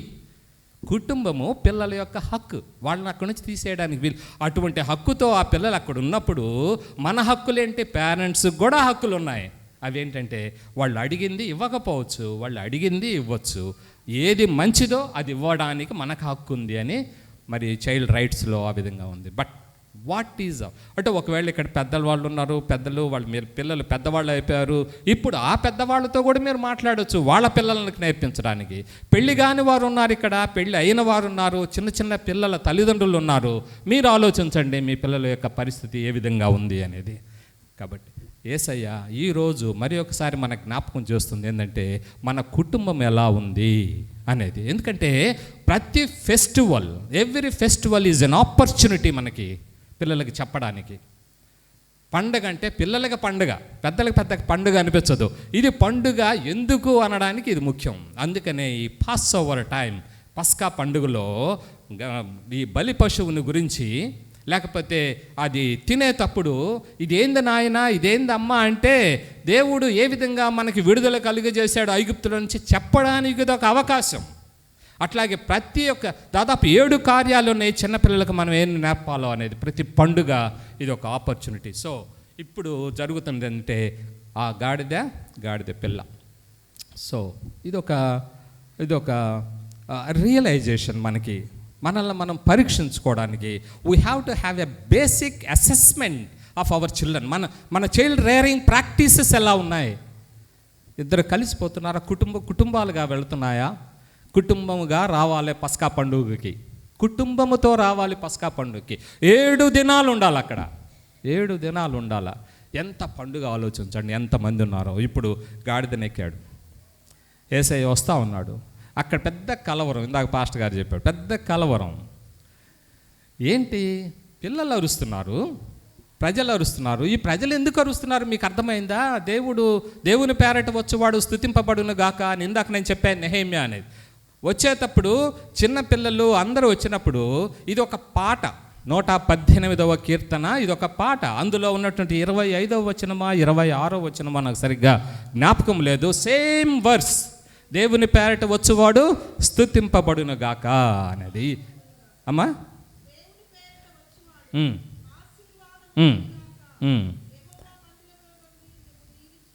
యెహోవా మందిరములో నుండి నిన్ను దీవిస్తున్నాడు. ఆయన మందిరములో ఉన్నాడు, ఆ మందిరములో నుంచి నిన్ను ఆశీర్వదిస్తున్నాడు. ఇదేంటంటే ఒక చిన్న ఫ్రేజ్. అందరూ పిలిగ్రిమ్స్ అక్కడికి వస్తుంటారు కదా, అందరూ వస్తారు.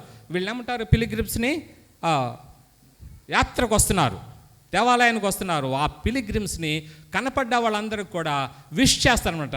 దేవుని పేరట వస్తున్నావు, నువ్వు స్తుతింపబడదువు గాక, నువ్వు కొనియాడబడదువు గాక, you are the son of God అన్నట్టుగా షేక్ హ్యాండ్ ఇస్తూ వాళ్ళని ఆహ్వానించేటువంటి ఈ మాట. ఇది టాబర్నకల్ పండుగలో ఇది పాడతారు. ఈ పాట ఇది రెగ్యులర్గా జరిగేదే, ఇప్పటికి కూడా జరిగేదే. ఈ పండుగ పాట ఆ రోజు అందరూ స్తుతిస్తూ ఉన్నారు. ఇక్కడ నేను ఇంకో విషయం చెప్పాలనుకున్నాను. ఇప్పుడు మనం ఒక హోసన్నా హోసన్నా హోసన్నా జయమే అన్నాం కదా. హోసన్నా అనే మాటకి జయము అనేది కాదు, జయము అనే ఉంది ఇక్కడ.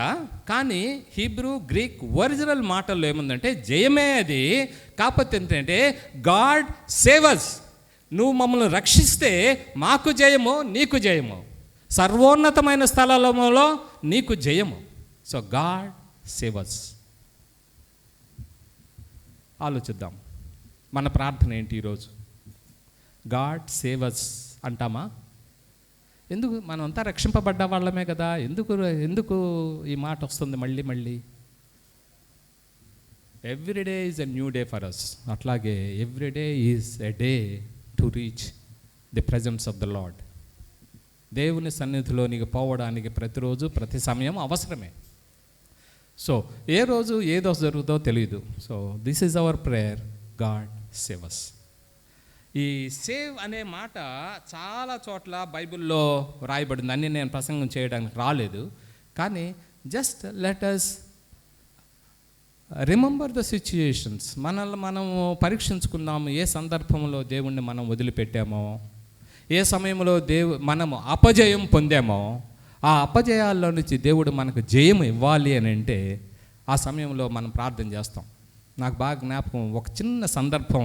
మా పెద్దక్క, అప్పుడు నేను చిన్నపిల్లోడిని, ఈ ఇంట్లోకి వచ్చినటువంటి మొదటి రోజుల్లో ఆ వాకిట్లో ఒక నిలబడింది రైట్ సైడ్లో, చంటి వాళ్ళ ఇంటి వాకిల్లో. నేను అక్కడ ఆ ఖాళీ స్థలంలో నిలబడ్డాను. ఉదయాన్నే 7 అయింది టైం. అక్కడికి ఏదో మాట్లాడుతున్నాము, ఎట్లా జరిగిందో తెలియదు, మరి గాలి కూడా లేదు, తలుపు మూసుకుంది. మా అక్క డోర్ పోస్ట్ పట్టుకొని ఉంది, చేయి నలిగింది. దేవా స్తోత్రం అంది. వెంటనే ఇంకో మాట అంది, అరే ప్రార్థన చేసుకోలేదు, నేను వెళ్ళిపోయింది. అది చూసారు ఆ సందర్భం. అంటే తనకి వెంటనే దేవుడి జ్ఞాపకం వచ్చాడు. చిన్న చిన్న విషయాలు కావచ్చు కానీ, but it touches our hearts, it touches our conscious. మన మనస్సాక్షిని గద్దించేటువంటి సమయాలు చాలా వస్తుంటాయి. ఆ సమయాన్ని సద్వినియోగం చేసుకుందాం. గాడ్ సేవస్ అనే మాట మనం అందాం. ఓకే, ఏ విధంగా సేవ్ చేయాలి? రక్షింపబడ్డ వాళ్ళమే అనుకుందాము. ఎవరన్నా ఒక వాక్యం, అది 51వ కీర్తన అనుకుంటాను. నీకు ఆయాసకరమైనటువంటి మార్గము నాలో ఉందేమో. అది ఓకే అమ్మా, చదువమ్మా. అవును, 10వ అధ్యాయం 10వ వచనం.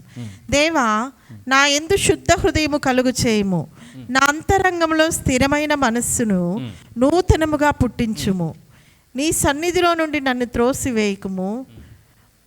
ఓకేమ్మా. దాంతోపాటు ఇంకోటి ఉంది, 19వ కీర్తన, రైట్, వెరీ గుడ్ అమ్మా, కరెక్ట్. 139వ కీర్తనలో మొట్టమొదటి వచనం చెప్పు తల్లి మేడం. నీ మొట్టమొదటి వచనమే చాలు. యెహోవా నువ్వు నన్ను పరిశోధించుము. అంటే ఆయన మనల్ని చూస్తున్నాడు కదా, ఆకాశంలో ఉన్నాడు, ఆయన సింహాసనాసీనుడై ఉన్నాడు, ఆయన పరిశుద్ధాలయంలో ఉన్నాడు. 11వ కీర్తన 14వ కీర్తనలో అదే మాట ఉంది. అక్కడి నుంచి ఆయన చూస్తున్నాడు. ఆ చూచే చూపు కూడా ఏ విధంగా పరిశీలించి చూస్తున్నాడట. అటువంటి వాడు ఇంకా 139వ కీర్తన చూస్తే అన్నీ ఉన్నాయి. మనం ఎక్కడ పడుకున్నా, నిలబడ్డా, లేకపోతే ఆకాశంలోకి వెళ్ళినా, చంద్రమండలానికి వెళ్ళినా, ఎక్కడున్నా సరే, బ్రతికున్నా చనిపోయినా దేవుడు చూస్తూనే ఉంటాడు. ఒకవేళ మనం పుట్టకముందే కూడా మన ఎముకలేంటో తెలుసు, మన స్ట్రక్చర్ ఏంటో మనల్ని చేసిన ఆయనే తెలుసు. మళ్ళీ దావీదు ఆ మాట అంటున్నాడు, నువ్వు నన్ను పరిశోధించు. చూడండి, తలంపులో డిఫరెంట్. ది ఫిజికల్ అనేది, బాడీ అనేది డిఫరెంట్, ఆత్మ అనేది డిఫరెంట్. సో నా తలంపులు ఏంటయ్యా, నన్ను పరిశోధించు. అప్పుడు ఆఖరి వచనం చదువుతాను మేడం. నీకు ఆయాసకరమైన, దానికంటే పై వచనం పై అది మళ్ళీ అంటున్నాడు, మా దేవా నన్ను పరీక్షించి నా హృదయం తెలుసుకొను, నన్ను పరీక్షించి నా ఆలోచన తెలుసుకొను, నీకు ఆయాసకరమైన మార్గము నా యందు ఉన్నదేమో చూడుము. అందరూ చర్చికి వచ్చిన వాళ్ళే, బట్ వీఆర్ నాట్ హోలీ. అక్కడ ఉన్న ప్రజలు ఎలా ఉన్నారో, దేవుడా, అయ్యా, మా దేవుని కుమారుడా, మమ్మల్ని రక్షించు, మమ్మల్ని సేవ్ చేయి, గాడ్ సేవ్ us. నువ్వు మమ్మల్ని సేవ్ చేస్తే మేము రక్షింపబడ్డట్టే, మాకు జయమే. మాకు జయం వస్తే నీకు జయం, సర్వోన్నతమైన స్థలములలో కూడా జయం. అక్కడ స్తుతింపబడతారు అందరూ. సో హోసన్నా అంటే నువ్వు మమ్మల్ని రక్షించాయా, మాకు జయం అప్పుడు. సో మన హృదయం, మన మనస్సు ఏదైతే ఆలోచిస్తుందో మన హృదయం అది స్థిరపరుస్తుంది. సో మనస్సు, హృదయం రెండు కలిసినప్పుడు యాక్షన్స్ బయటకు వస్తాయి. యాక్షన్స్ బయటకు వస్తే అది తప్ప మంచి అనేది తెలుస్తుంది. ఒకవేళ తప్పు అయితే అది మరణానికి దారితీస్తుంది. పాపము మరణమును కనును. ఆ మరణము కన్నప్పుడు దేవునికి మనకి ఎడబాటు జరుగుతుంది. ఇప్పుడు ఎక్కడున్నా రక్షించు అంటే ఆ సమయం రాదేమో.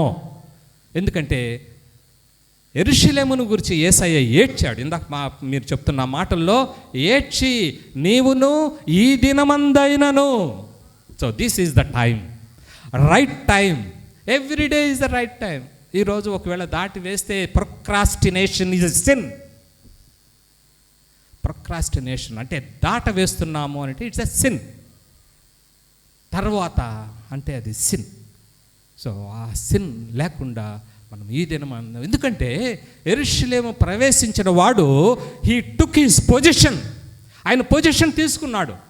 ఎందుకు తీసుకున్నాడంటే he is going to enter in to his kingdom. ఆయన ప్యాలెస్లోనికి ఎంటర్ అవబోతున్నాడు. ఆయన గుర్రం మీద లేడు, ఒక రాజుగా కాదు, అక్కడ ఒక సమాధానకర్తగా వస్తున్నాడు. His palace is the temple. ఆ టెంపుల్ ఇప్పుడు ఏంటంటే నీ హృదయం, నా హృదయం. ఆ టెంపుల్లోకి రావాలి అని అంటే we have to open it. 24వ కీర్తనలో ఇందాక పాస్టర్ గారు చెప్తున్నాడు, గుమ్మములారా మీ తలలు పైకెత్తుడి. ఆయన రాబోతున్నాడు, మహిమగల రాజు ప్రవేశించబోతున్నాడు. మీ తలలు పైకెత్తు, విశాలపరచాలా ఆయన కొరకు. అంటే ఇప్పుడు ఎవరన్నా ఒక కింగ్ వస్తున్నాడు అంటే, ఒక పెద్ద అధికారి వస్తున్నాడు అని అంటే ఏ విధమైన ఏర్పాట్లు తీసుకుంటారు? రోడ్ల మీద రోడ్లను శుభ్రం చేస్తారు, రోడ్లను విశాలపరుస్తారు, స్పీడ్ బ్రేకర్స్ని తీసేస్తారు. ఎంతమంది నిలబడతారు దారిలో. మరి ఢిల్లీలో జరిగేటువంటి ప్రొసెషన్స్లో కానీ, ఆ పెరేడ్స్లో కానీ ఎంత భద్రత ఏర్పాటు చేస్తారు, ఎంత జాగ్రత్తగా ఆయన చూసుకొని ఆయనకి వెల్కమ్ ఇస్తారు. ఒక విదేశీ రాయబారి వస్తున్నాడంటే ఎటువంటి ట్రాన్స్పోర్టేషన్ ఏర్పాటు చేస్తారు ఆలోచించండి.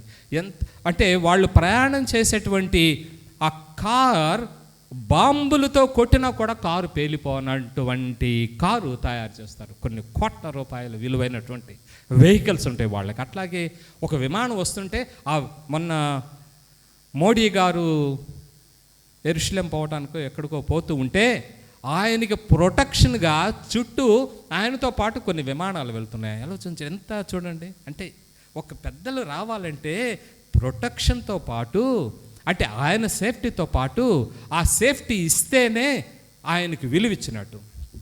అందుకనే ఆయన శిష్యులు, ఆయన శిష్య సమూహాలు ఆయన చుట్టూ ఉండి ఈ ప్రార్థనలు చేస్తున్నారు. ఇప్పుడు is going to take position. ఆయన స్థానంలోకి వెళ్ళడానికి రెడీగా ఉన్నాడు. సో మన హృదయాలు ఏ విధంగా ఉన్నాయి, ఎట్లాంటి ఏర్పాట్లతో ఉన్నాయి అంటే none of us is holy. ఎవరు కూడా పరిశుద్ధులు కారు. నేను పాపిని అనేటువంటి మనస్తత్వంతో, ఆలోచనతో, ఆ తలంపుతో ఉన్నామా?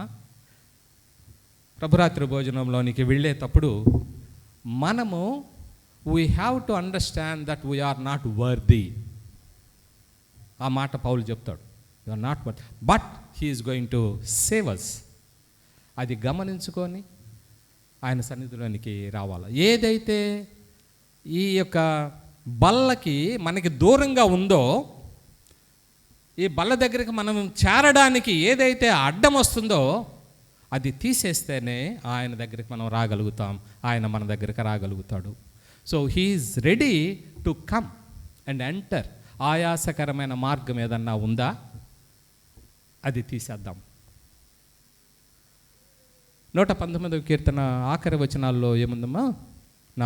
నా హృదయ ధ్యానము దేవా నన్ను 119వ కీర్తనేనా? 119వ కీర్తన ఆఖరి వచనం కాదమ్మా, కాదు చూడు, మళ్ళీ ఇంకోసారి చూడు. 119, సారీ 19 జస్ట్ 19.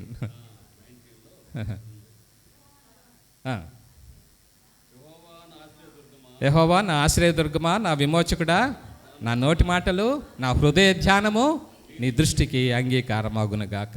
మరి అంగీకారంగా ఉండాలంటే ఏ విధంగా ఉన్నాయి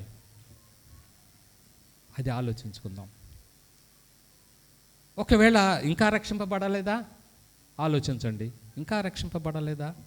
అపోస్తల కార్యం 16వ అధ్యాయం అనుకుంటా, అందులో ఒక మాట ఉంది. ఏంటంటే అది ఆ రోజులలో అయితే ఆయన చూడనట్టుగానే ఉన్నాడు, కానీ ఆ అజ్ఞాన కాలంలో దేవుడు చూచి చూడనట్టు ఉన్నాడు.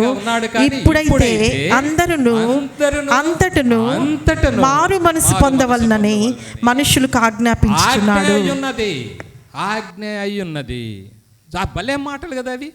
అందరూ అంతటను మారు మనసు పొందవలనని ఆజ్ఞ అయి ఉన్నది. ప్రకటన గ్రంథం 3వ అధ్యాయము 2వ అధ్యాయం అనుకుంటాను, తుయితరై చర్చికి చెప్పే మాట అది. తుయితరై ప్రకటన గ్రంథంలో రైట్ సైడ్ భాగంలో పైన ఉంటుంది. అమ్మ నీ పైన, అక్కడ పైన, అది ఇంకా పైన యెజబెల్ను గురించి మాట్లాడతాడు. నేను దానికి అవకాశం అయినను, యెజబెల్ స్త్రీకి చెప్పమ్మా. ఇంకా అది కాదు, దానికంటే కొంచెం పైన చదువు, నేను చదువుతాను. అక్కడ అదే సేమ్ పై వచనం చదువు.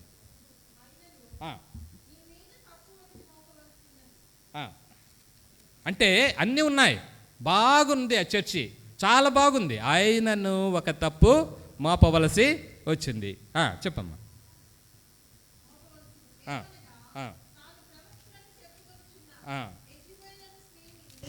ఉండనిచ్చుచున్నావు, జారత్వము చేయుటకును విగ్రహములకు బలి ఇచ్చిన వాటిని తినుటకును అది నా దాసులకు బోధించుచు వారిని మోసపరచుచున్నది. మారు మనసు పొందుటకు నేను దానికి సమయం ఇచ్చి తిని గాని.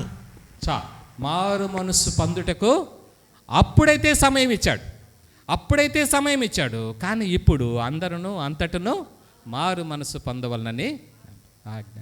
అయితే అప్పుడు సమయం ఇచ్చాడు, ఇప్పుడు ఆజ్ఞ ఇచ్చాడు. ఆజ్ఞ ఇచ్చినా కూడా ఆయన ఇంకా దీర్ఘశాంతం వహిస్తున్నాడు. రోమీయులకు రాసిన పత్రిక 2వ అధ్యాయం 4వ వచనం చదవండి.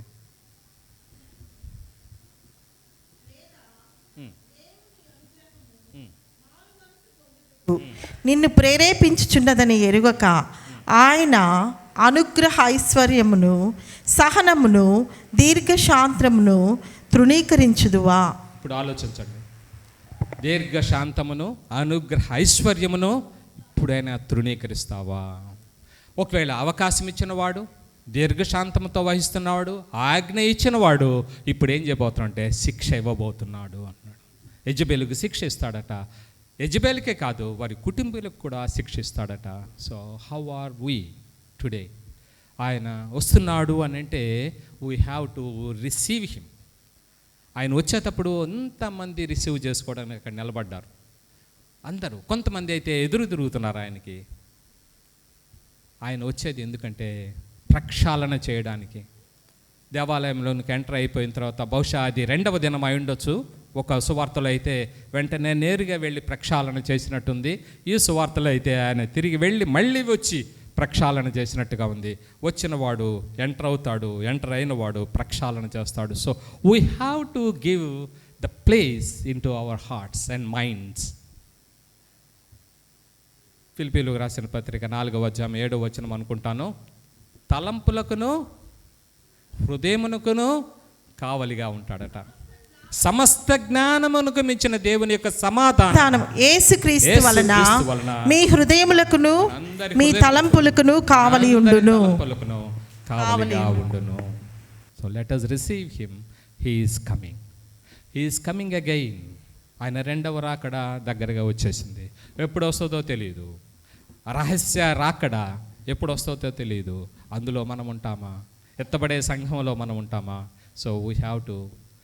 అప్పుడు మనం జ్ఞాపకం చేసుకున్నటువంటి ఆ విజయోత్సాహంతో యెరూషలేము దేవాలయం ప్రవేశించిన దేవుడు ఇప్పుడు రాజులకు రాజుగా రానున్న దేవుడు కడబోర శబ్దముతో ఎత్తబడిన వారిని తీసుకొని మళ్ళీ మనల్ని కలుసుకోవడానికి వచ్చినప్పుడు మనము ఆ సంఘములో ఆ మేఘముతో తిరిగి ఎత్తబడతామా? దేవుడు ఈ కొద్ది మాటలు మన వినికిడిలో ఆశీర్వదించును గాక. ఆమేన్.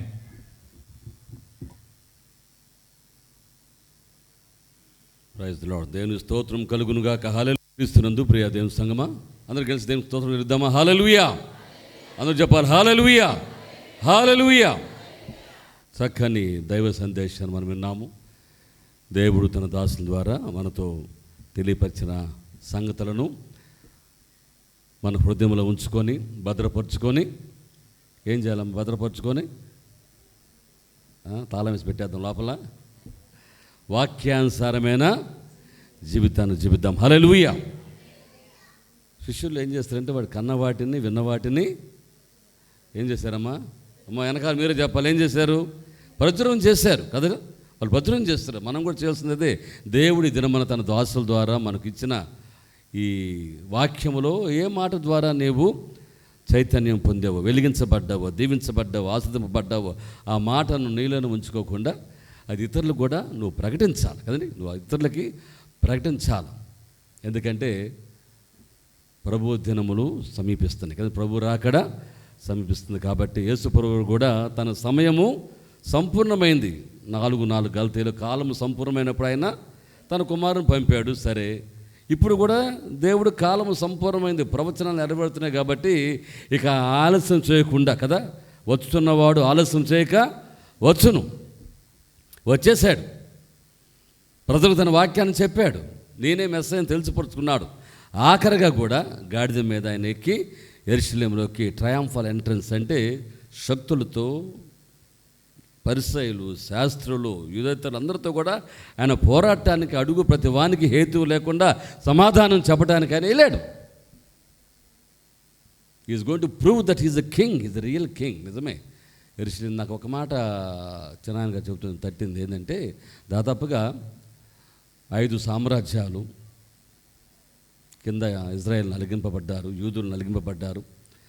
ఇజ్రాయెల్ 20 రాజులు అనుకుంటా, యోధావారు 19 రాజులు అనుకుంటా, అన్ని రాజుల కింద ఇజ్రాయేళ్ళు ఉన్నారు. ఒక్కొక్క రాజు వచ్చి ఆయన కార్యాన్ని ముగించుకు వెళ్ళిపోయాడు. ఏ రాజు కూడా అక్కడ శాశ్వతంగా లేడు. అయితే ఈ రాజు వచ్చుచున్న నీ రాజు నీతిపరుడై రక్షకుడై, నీతి రక్షణ న్యాయం అనేది యేసు ప్రభులోనే ఉంది. హల్లెలూయా.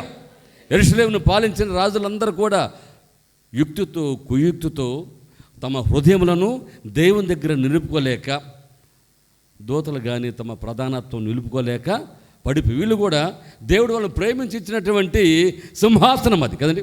ఏమంటే సింహాసనం ఎక్కడని వాక్యం చెప్పట్లే, అయిపోయిందాం. సింహాసనం ఎక్కడ చిన్నగా ఉందా? సామాన్యమైన విషయం అది. సింహాసనం నిలబెట్టేది, సింహాసనాన్ని ఇచ్చేది యేసు ప్రభువే, యెహోవా దేవుడే. హల్లెలూయా.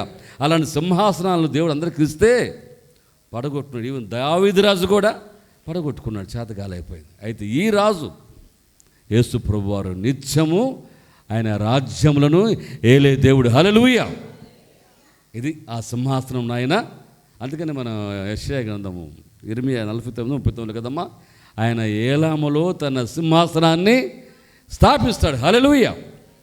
దుర్మార్గతలోనే, అపవిత్రతలోనే దేవుడు అదంతా సరిచేసి, ప్రక్షాళన చేసి, క్లీన్ చేసి is going to establish his throne there. అంటే ఆయన సింహాసనాన్ని రాబోతున్నాడు యేసు ప్రభువారు. 1000 ఏళ్ళ పరిపాలనలో ఎక్కడ కడతాడు సింహాసనం చెప్పండి అమ్మా? భూమి మీద ఎక్కడ? ఏ ప్రదేశము? యెరూషలేము. ఏ రాజు? మహిమ గల ఈ రాజు. హల్లెలూయా. 1000 ఏళ్ళ పరిపాలన చేయబోతున్నారు. అప్పుడు ఎవరన్నా దేవునికి స్తోత్రం అంటే, దేవునికి మహిమ అంటే, అయ్యా నీ రాజును పిల్లకాయలు కొంచెం ఆపాయని అంటే శక్తి ఎవరికైనా ఉందమ్మా?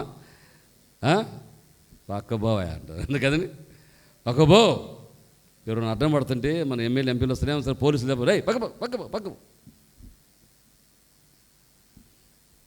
నాకు ఒక స్నేహితుడు ఉండేవాడు, ఇప్పుడు లేని, చనిపోయాడు. పాడిబండ్ల సామ్యాలు పాలు అని ఉండేవాడు, మా బంధువులే. అసలు నాకు ఆలోచన లేదు, నాకు అసలు తలంపులే ఉండవు. నేను ఎక్కడికి వెళ్తున్నా సరే వాడు నాకంటే ముందు పోయి రే పక్క సరు, నాకు అది ఏంట్రా అని వీడు చేసి అనుకుంటూ ఉండేవాడిని. సార్ వస్తున్నాడాయా అంటే జైలు మినిస్టర్. ఎవరంటమ్మా? Jail minister. జైలు వాకింగ్ చదువుతుంటా కదా మనం. వాళ్ళకి అర్థం కాదు ఈయనైంది జైలు మినిస్టర్, కిందకి పైకి చూస్తుండేవాళ్ళు. సరే వాడు చెప్పాడు కదా, మనం ఏం చేయాలి? కొంచెం యాక్షన్ చేయాలి మనం కదమ్మా. కొంచెం యాక్షన్ చేసి మనం కూడా మినిస్టర్ లాగానే, అధిపతుల లాగానే ప్యాంట్ ఇట్ అనుకుంటా, ప్యాంట్ అట్ట అనుకుంటా కదండి, తలకాస్త దూకుంటా హీరోలాగా పోవాలి కదా. యాక్షన్ చేయాలి మనకు అసలు యాక్షన్. ఎందుకంటే ముందు ఒక తోత పోయాడు నాకు కదా, పోయి అటలేండి. నాకు అర్థమయ్యేదే కదా అసలు ఏంద్ర వీడు చేస్తాం అనుకునేవాడిని. ఏంద్రంటే మామ నీ తెలియదు మనం షో చేయాలి. ఏమని అంటమ్మా? షో చేయాలి. నీ అబద్ధం మాటలు నిజం, వాడు చెప్పిన మాట చెబుతున్నవాడు లేకపోయినా కానీ షో చేయాలి మామ కాస్త అన్నాడు. ఇక్కడ యేసు ప్రభు వారు షో గీ చేయలేదమ్మా. చేశాడేమన్నా? షో చేయలే. ఆయన సత్యాన్ని అక్కడ ప్రకటించాడు. హల్లెలూయా. ఈయనే రాజు కదండి. ఈ లోకంలో ఎవ్వరు కూడా రాజులు, రాజ్యాలు, ప్రభుత్వాలు ఎన్ని వచ్చి మారిపోయి కదండి, గంగలో అంటారు కదా, కలిసిపోయినాను, మట్టిలో కలిసిపోయాను. కానీ ఈ రాజు నిరంతరమైన సింహాసనాన్ని వెళ్తున్నాడు. హల్లెలూయా. అందుకనే నేను మృతుడినైతిని కానీ యుగ యుగములకు సజీవుడు, నీకు నాకును క్రైస్తవ సంఘానికి దేవుని బిడ్డలందరూ కూడా అయినా యుగ యుగములకు సజీవుడు అని దేవుడు. హల్లెలూయా. అందుకనే కీర్తనలో ఈ ప్రవచనం రాపించాడు దేవుడు. రాబోయే తరుణాల వారికి ఈ మాట చెప్పండి. క్రీస్తుని ప్రేమ దేని బిడ్డలారా, చక్కని వాక్యాన్ని మనం విన్నాం. దేవుడు నీకు రాజు కదండి. నీ రాజు నీతిపరుడు, న్యాయం జరిగించేవాడు, రక్షణ ఇచ్చి. ఈ న్యాయాధిపతులు వీరందరూ కాదు, ఈ రాజులు కాదు, ఎవ్వరు కూడా మనకు న్యాయం చేసేవాళ్ళు, ఎవ్వరు కూడా మనకు రక్షణ ఇచ్చేవాళ్ళు కాదు. యేసు మనుషులు ఏదో తాత్కాలికమైన రక్షణ, ఉపశమనం కలిగించేవాళ్ళు, కానీ దిస్ ఈజ్ ద కింగ్. ఈ కింగ్ మనకు ఒక ఆయన ఉన్నాడు పాపం, మనం చనిపోయాడు. ఆయన ఎవరమ్మా? పగడాల. ఏమన్నాడు? ఈజ్ ద కింగ్ అనేవాడు కదండి. నిజంగానే ఆయన ఊరకు నోటితో మాట అనలా కదమ్మా, ఆయన హృదయంలో నుంచి వచ్చిన భావన ఇది. నీ రాజు కింగ్, నీకెన్ని కూడా చేశాడు. మరి మనం ఆయనకి ఏమి ఇస్తున్నాం? నాకు సంతోషం ఏంటంటే ఈరోజు 11:15 కల్లా సంఘం అంతా దాదాపుగా వచ్చేస్తారు. హల్లెలూయా. ఇదే విధంగా అంటే పండగను వచ్చారా ఏమ్మా? మళ్ళీ ఈ మాట ఎందుకు అన్నారనగా, ఇదే విధంగా మీరు వస్తే పెందలాడే మనం ముగించుకుందాం. దేవుని స్తోత్రం కలుగుగాక. చక్కని వాక్యం అందించిన చిన్నాయన గారిని దేవుడు దీవించి కుటుంబాన్ని ఆశ్రయించడం. అదే నాకు నచ్చిన మటుకు ఏంటంటే ఫ్యామిలీ. గాడిద పిల్ల, it's family. To be frank, this morning I was reading this words. ఈ మాట ఉదయం నేను చదువుతూ ఉన్నాను. ఫ్యామిలీ కావాలి కదండి. వెళ్ళి గాడిద పిల్లను తీసుకురండి. దేవుడు చెప్పిన మాట ఇది. నీ ఫ్యామిలీతో దేవుని సన్నిధిలో కనపడాలండి, అప్పుడే నీవు దీవించబడతావు. మనోహ భార్యను దీవించినప్పుడు ఏమన్నాడమ్మా? నీ భర్త వేర్ ఈజ్ హీ? తీసుకురావాలి సన్నిధికి, తీసుకురావాలి దేవుని సన్నిధికి, నీ బిడ్డలను తీసుకురావాలి, నీ కుటుంబం అంతా కూడా. కొర్నేలి ఆయన కుటుంబం అంతా కూడా దేవుని భయభక్తులుగా వాళ్ళే దీవించబడ్డారు. పరిశుద్ధాత్మ వచ్చింది ఆయనకి. దోత వచ్చి, అయ్యా లే, దేవుని ప్రార్థనలు ధర్మకార్యాలు ఎడకెళ్ళి అంట నేరుగా వెళ్ళిపోయినాయి, జ్ఞాపకార్థంగా చేరినాయి. కాబట్టి you have to come with the families. ఇప్పుడు కానీ నేను ఫ్యామిలీస్ నుంచోండి అంటే ఎంతమంది నుంచుంటారు కదమ్మా? మీ భర్త అంటే ఆయన రాలేండి, ఆయన పనులు చేసుకోవాలి. పాపం భర్తలు బిజీగా ఉంటారు, కానీ ఆదివారం కాదు. ఆదివారం నువ్వు దేవుని బిజీలో ఉండాలి, నీ లోకానుసారమైన బిజీ కాదు. కాబట్టి దేని పెట్టారు సరే. కాబట్టి నువ్వు దీవించబడినట్లుగా దేవుడు, మరి బైబిల్ ఒక మాట ఉంది కదమ్మా, ఎద్దు తన కామందని ఎరుగును, గాడిద తన సొంతవాడి దొడ్డెను ఎరుగును. బైబిల్లో ఊరికి చెప్పట్లే గాడిద గురించి. అపవిత్రమైన జంతువే, నిషేధించబడిన జంతువే అయినా కూడా దేవుడు దాన్ని వాడుకున్నాడు. అదండి, వెళ్ళి కట్టబడి ఉన్న గాడిదను తీసుకురాని. చిన్న చెప్పింది అదే, మనం కట్టబడి ఉన్నాం.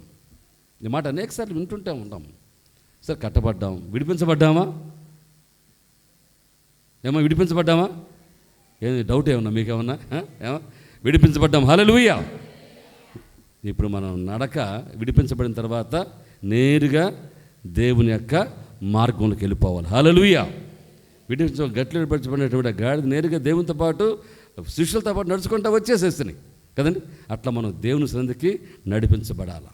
అలాగే దేవుడు మనందరూ కూడా వాడుకుంటాడు. ఎందుకంటే ప్రభు రాకడ సమీపిస్తుంది కాబట్టి prepare your self and prepare others. నువ్వు ఇతరులను కూడా మంచి వాక్య జీవనం మనకు వినిపించబడిందండి.